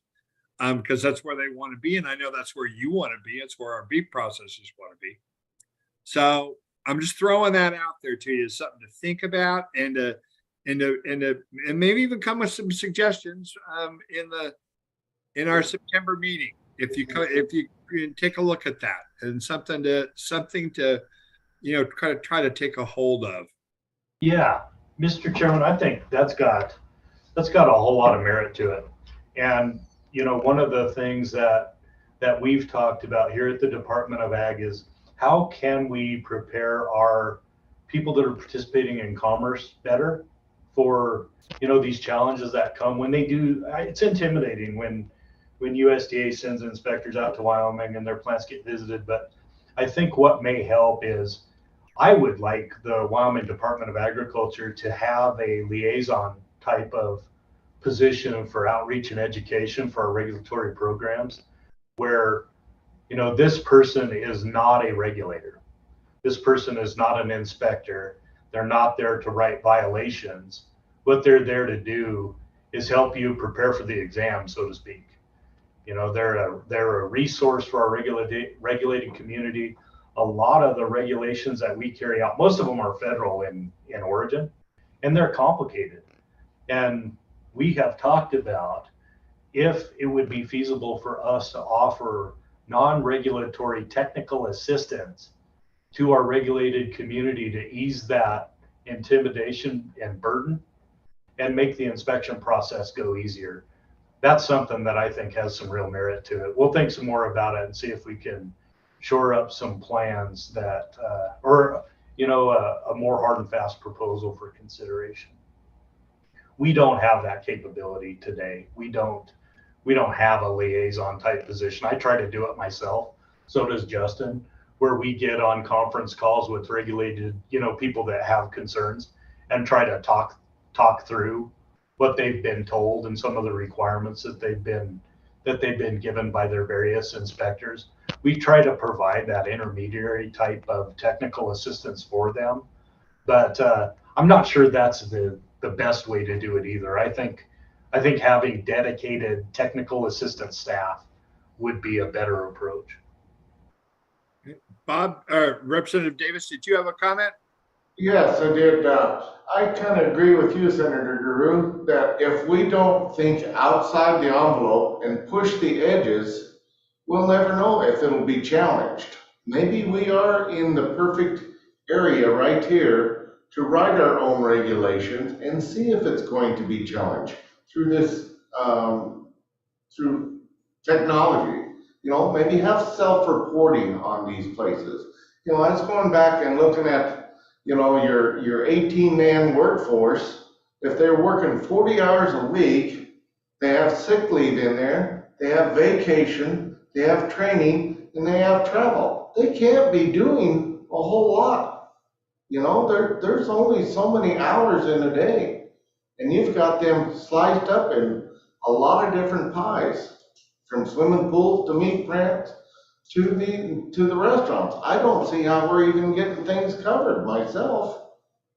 But I agree, maybe we need to go down this avenue of self-reporting through this liaison that you're talking about. You know, get them regulations out on the ground to the people and see if we can't get something going down that way.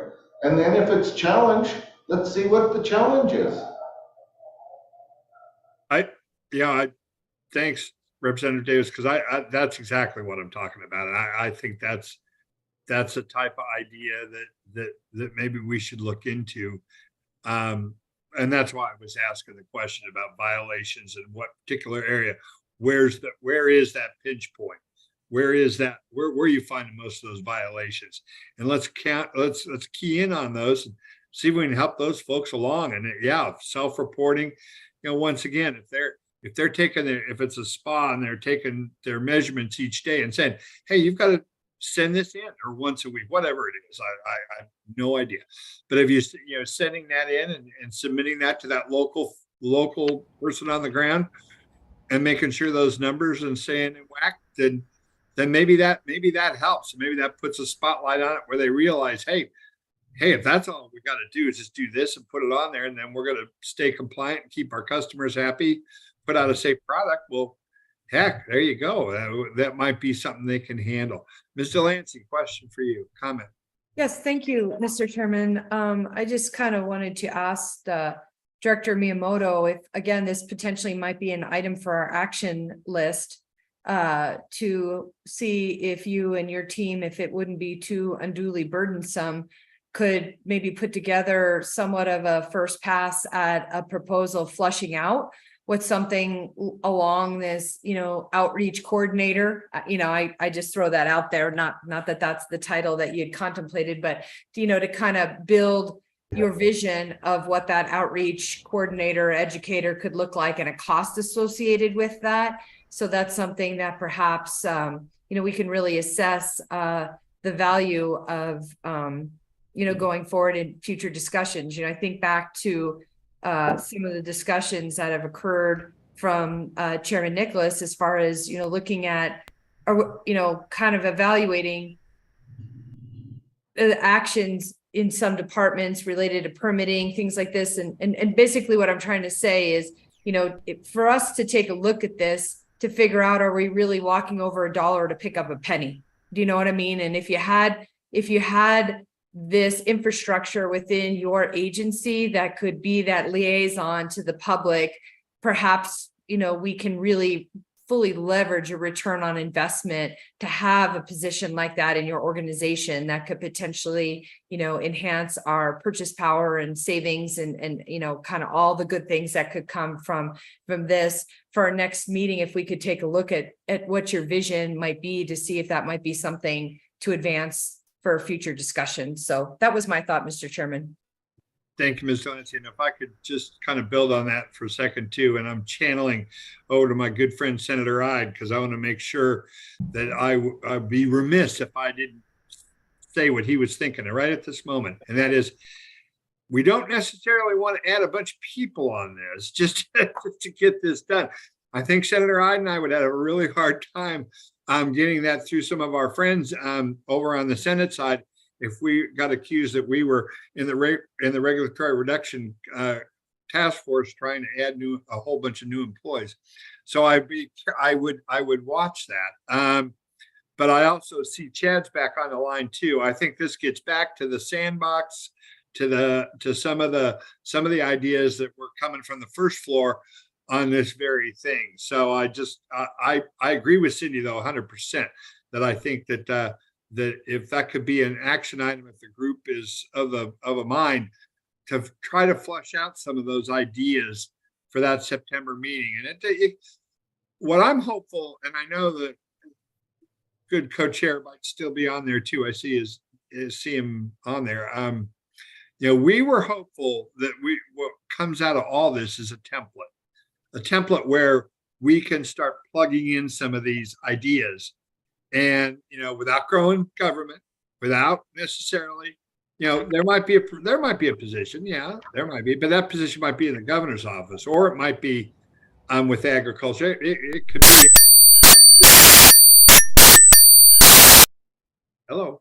Anyway, I just, say that we work through some of these things and that do see if we can come up with some of these ideas, but be mindful of that. Like I say, I don't want to set us up for something that then all of a sudden we can't produce at the other end. So, and then maybe we don't want to be perfectly honest. We worked hard in that area. So we want to make sure that we're paying people across the enterprise, but we're not adding too much down because that's get us in trouble. Other thoughts? Ken, Mr. Hamilton, what do you think about all this? Mr. Chairman, I think that the topics and the agenda that you put together here, we've covered a lot of those. I'm mindful of some of the charges of this committee. I think going outside of regulatory reduction maybe get us down a path maybe that we don't want to go to.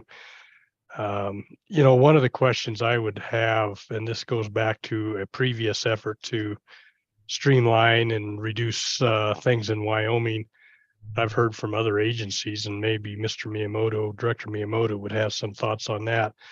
I know some agencies we've talked about, we sort of gathered up all of the computer and IT resources and put them in one agency. And now I'm hearing of places where that's created a lot of inefficiencies. Has that been the case for you, Director Miyamoto? Director? Yeah, Mr. Chairman, I would say that centralization is tricky for individual agencies. Just because you had a way that you did it, and you get this immediate service for something like IT where you have somebody in the building, and if you have a little problem, you go yelling down the hall and they come down and they fix that right away. So I certainly understand the theory behind centralization and that you have this dedicated team that can, basically go out and fix problems on an on-call type of basis. But I think, from our standpoint, we just intrinsically got more immediate return when we had those folks in the building. So, I think there has been cost savings, and we have been able to operate though. And so, I'm not overly critical of those efforts. It's just, I think it kind of boils down to what kind of personalities did you have in those jobs going into centralization, and what kind of representation do you have on the back end? And I think it varies by agency. We've been able to cope. I think that, it's likely that they're spending less money, I guess, on IT support than we did before. Do we have the same level of assistance? Probably not, but I think we're also more compliant today with overarching statutes for privacy and data storage than we were before too. So I think it's a mixed bag there. It'd be hard to say though one is better than the other for me.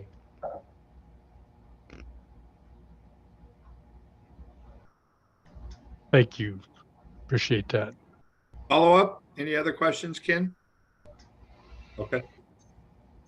Chad, did you have anything you wanted to add to that soliloquy there?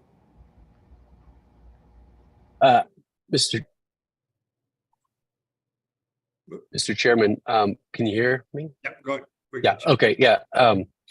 I'm taking diligent notes. That's what I'd like to offer to you folks. It is certainly a dynamic issue, and all the notions and sentiments expressed today, I'm taking note. Okay. We're a little past time, and that was an arbitrary deadline set by me, and it has no meaning in force of anything. So, except for you guys' time, which I don't want to waste. Any other issues you want to bring forth today that we need to bring up? I mean, we kind of had a light little spattering of stuff, but is there something we need to key on more? Something we missed? Something that you wanted to bring up that we didn't cover? Mr. Chairman, this is Doug. Just one more thing that I would bring up. I understand, I want the people of this committee to know that I understand where they're at with meat regulations in Wyoming and some of the frustrations, and we certainly have those internally to the Department of Agriculture as well in trying to maintain these programs and keep this balance correct. But the one thing that I would like to remind everybody is that at the end of the day, the result of the decisions that we make have an impact on our regulated community. So those 39 guys that are trying to operate custom exempt plants, and then the people that we have under our jurisdiction that are processing meat under a state meat inspection program today, I understand the desire to search for the edge of federal regulation authority and try to find how much sovereignty that we could create for ourselves in this process. But I would just, I am the recipient of a lot of the complaints from our federal counterparts, and I would just say that please keep in mind who's left holding the bag if we make a mistake on the regulatory compliance end of this spectrum. If we lose our state meat inspection program, the ones that pay the price for that decision are the ones that are currently operating those plants today. And from what we've seen in the past, I don't know if this would be the case for Wyoming, but it's a minimum of 18 months before they're able to open up again, and that bankrupts almost all of them. I mean, they can't continue if they're shut down for that length of time. So, that's the challenge that we have at the Department of Ag, of trying to make sure that we can continue, and we don't want to be accused of crying wolf or not working with our regulated community enough. And we're trying to be very sensitive. But I do think this idea of exploring what we could do on the technical assistance front to help our processors is critical. And I would be happy to do that homework. Okay, Quick question, Mr. Chairman. go Senator Hyde, you bet. Just a real question for Director Miyamoto. Who specifically falls under that number 39 on your custom exempt operators? I mean, I know the meat processors are. Who all is added to that 39? This, I guess, I don't have a clear definition of who falls under a custom exempt operator. Thank you, Mr. Chairman. Director? Yes, so that number includes all of the plants that do processing under the custom exemption of the Federal Meat Inspection Act. So you have state inspected facilities that process meat that's going to be for sale in a grocery store or a restaurant or otherwise available for retail sale. But they also, that same plant might do custom exempt processing. In fact, most of them do. Yes. And so they're included in that number. They do state inspection. They also do custom exempt. A lot of the custom exempt plants are only eligible to do custom exempt processing. And to be clear, when I say custom exempt processing, that is a reduced level of regulatory oversight because that animal is owned by the same person that's going to consume it. And so the liability stays with the owner. And so those are the two types of plants. They're either otherwise inspected at the federal level, the state level, or they're custom exempt. Some of them do all of that. And so that's where that 39 comes from. So in other words, Senator, there are 39 places in the state of Wyoming where you could get a carcass processed under the custom exemption. Thank you. That was good. Thank you, Mr. Thanks, Senator Hyde. Any further questions, comments? For the public listening out beyond this group, if you have, as I said before, if you have questions or if you have comments based on what you heard today, other ideas, suggestions, please don't hesitate. Send them in to either myself or the staff, and we'll put up that. I don't know if you can, Kelly, put that in the chat. Make sure that everybody has our address that they can get to us to get that information. Ms. Delancey. Thank you, Mr. Chairman. So just a point of clarification, as far as our action items for our next discussion, is the group willing to allow Director Miyamoto to bring back, again, somewhat of his vision of where we might be able to improve and kind of help and stand up that outreach component, of course, being, with the sensitivity, as you cautioned, Mr. Chairman, as far as, the perception of growth of government, or, he has very diverse and talented team members. Perhaps this might be something that an existing employee might have the skills to be able to do and wear a different hat. But I know this is such an important topic for the director, for our Wyoming constituents, as well as this task force, that I just really think maybe revisiting, giving the director some time to process the feedback that he got and revisiting this at our next discussion might keep the conversation moving forward. Oh, I was anticipating same, and I think the director was as well, and I think Chad was as well. Did I miss something? Yeah, I got some thumbs up there. Anyone else? So take that as a task. Representative Davis. Yeah, I have one more question, on this meat processing and stuff like that. It's not only the processing of the beef or the pork or the lamb that we were discussing on our last meeting. It's the byproducts of that. Where are we going with the byproducts, the waste? What is our ability to deal with that? There's regulations in there that are crippling some of these plants. Yes, Mr. Chairman, Representative. I am probably not the right person to ask that question of. And the reason that I say that, the byproducts don't fall within the jurisdiction of the Wyoming Department of Agriculture, except in the case where it could create an unsanitary condition at the plant itself. But, you know, in terms of eligibility of what to do with those byproducts or the agreements that they might have with renderers on a down track scale for all and other byproducts, that falls outside we don't have any authority to do, we don't regulate any of that, I guess is what I'm saying. So other than the, you know, the immediate impact that a dead pile might create at the plant itself, that would be our last touch on that type of issue. But most of the land application and landfill type issues fall outside of our purview. And I wish I knew more about it, Representative. I don't know that much about it.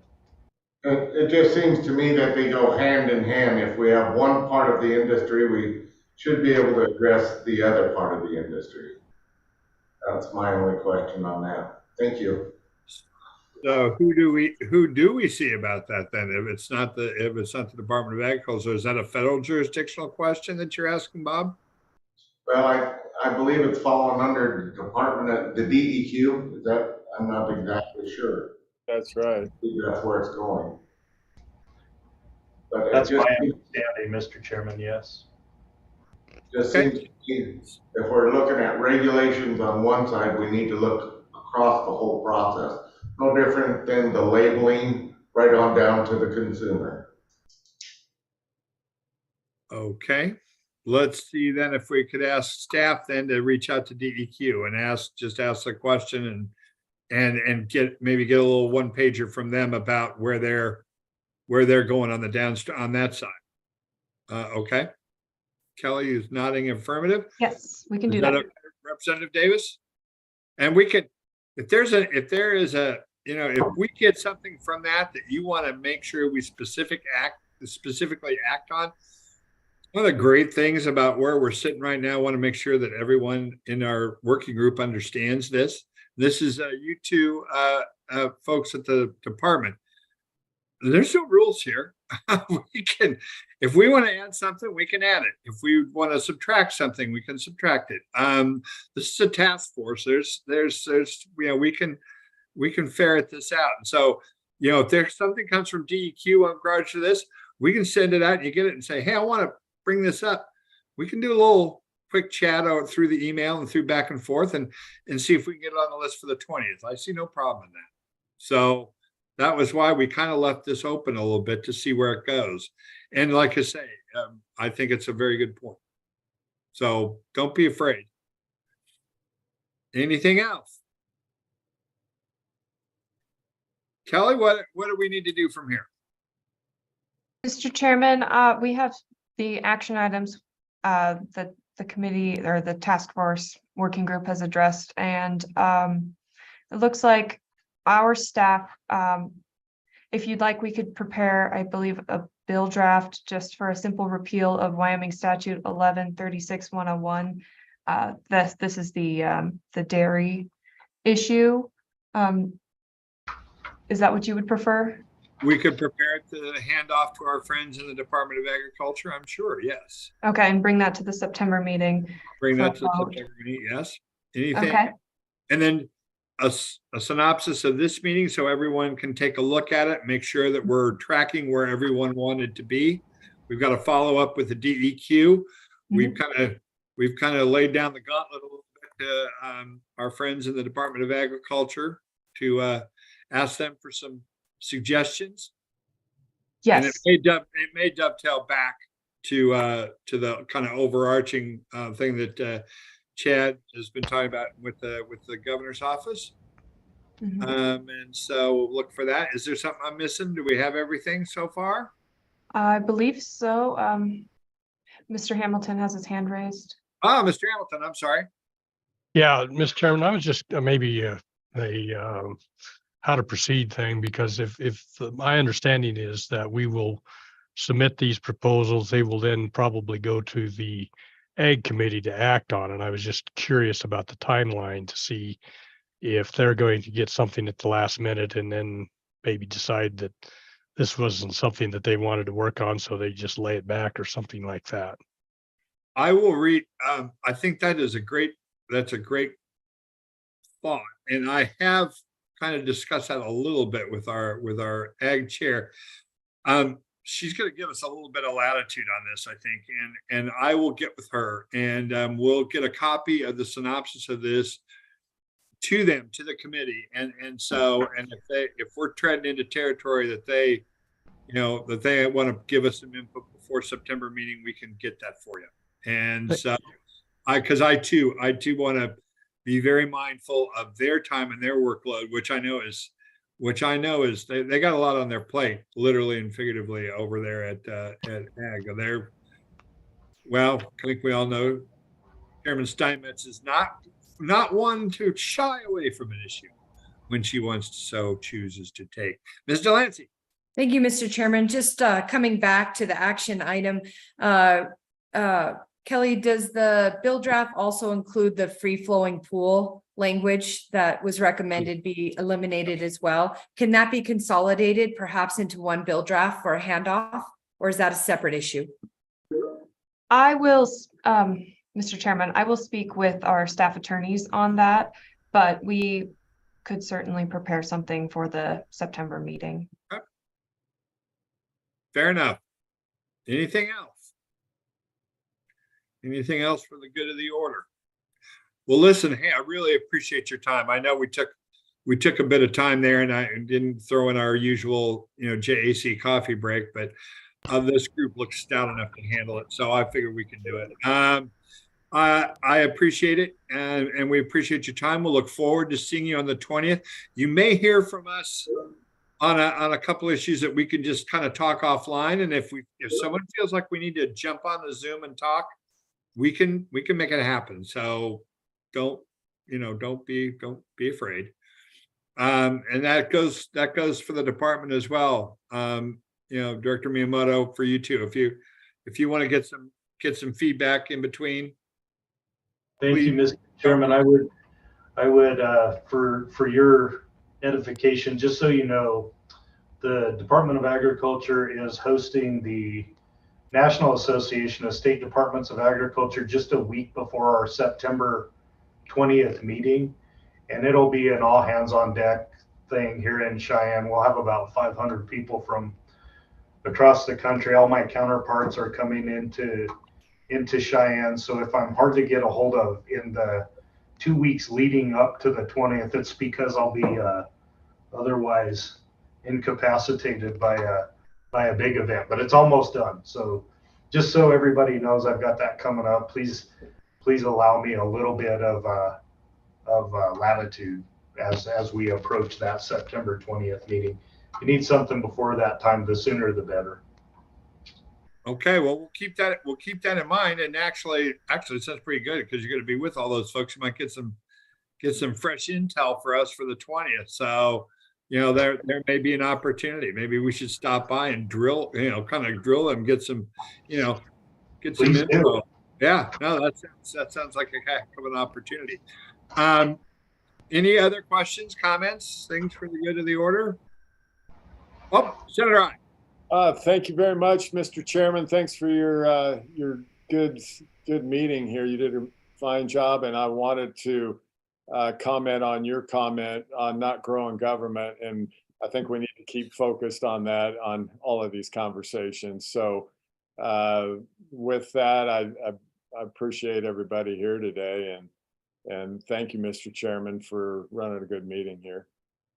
Well, thanks to you all. Thank you really all for your time and your effort. And Kelly, thank you. I see Matt on front. Thank the staff. You guys been great as always. And we'll prepare this meeting for the 20th.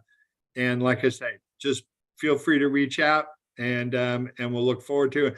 Thank the governor. Thank the governor's office for helping us with this and for your input, which is valued. So with that, I think we'll be adjourned.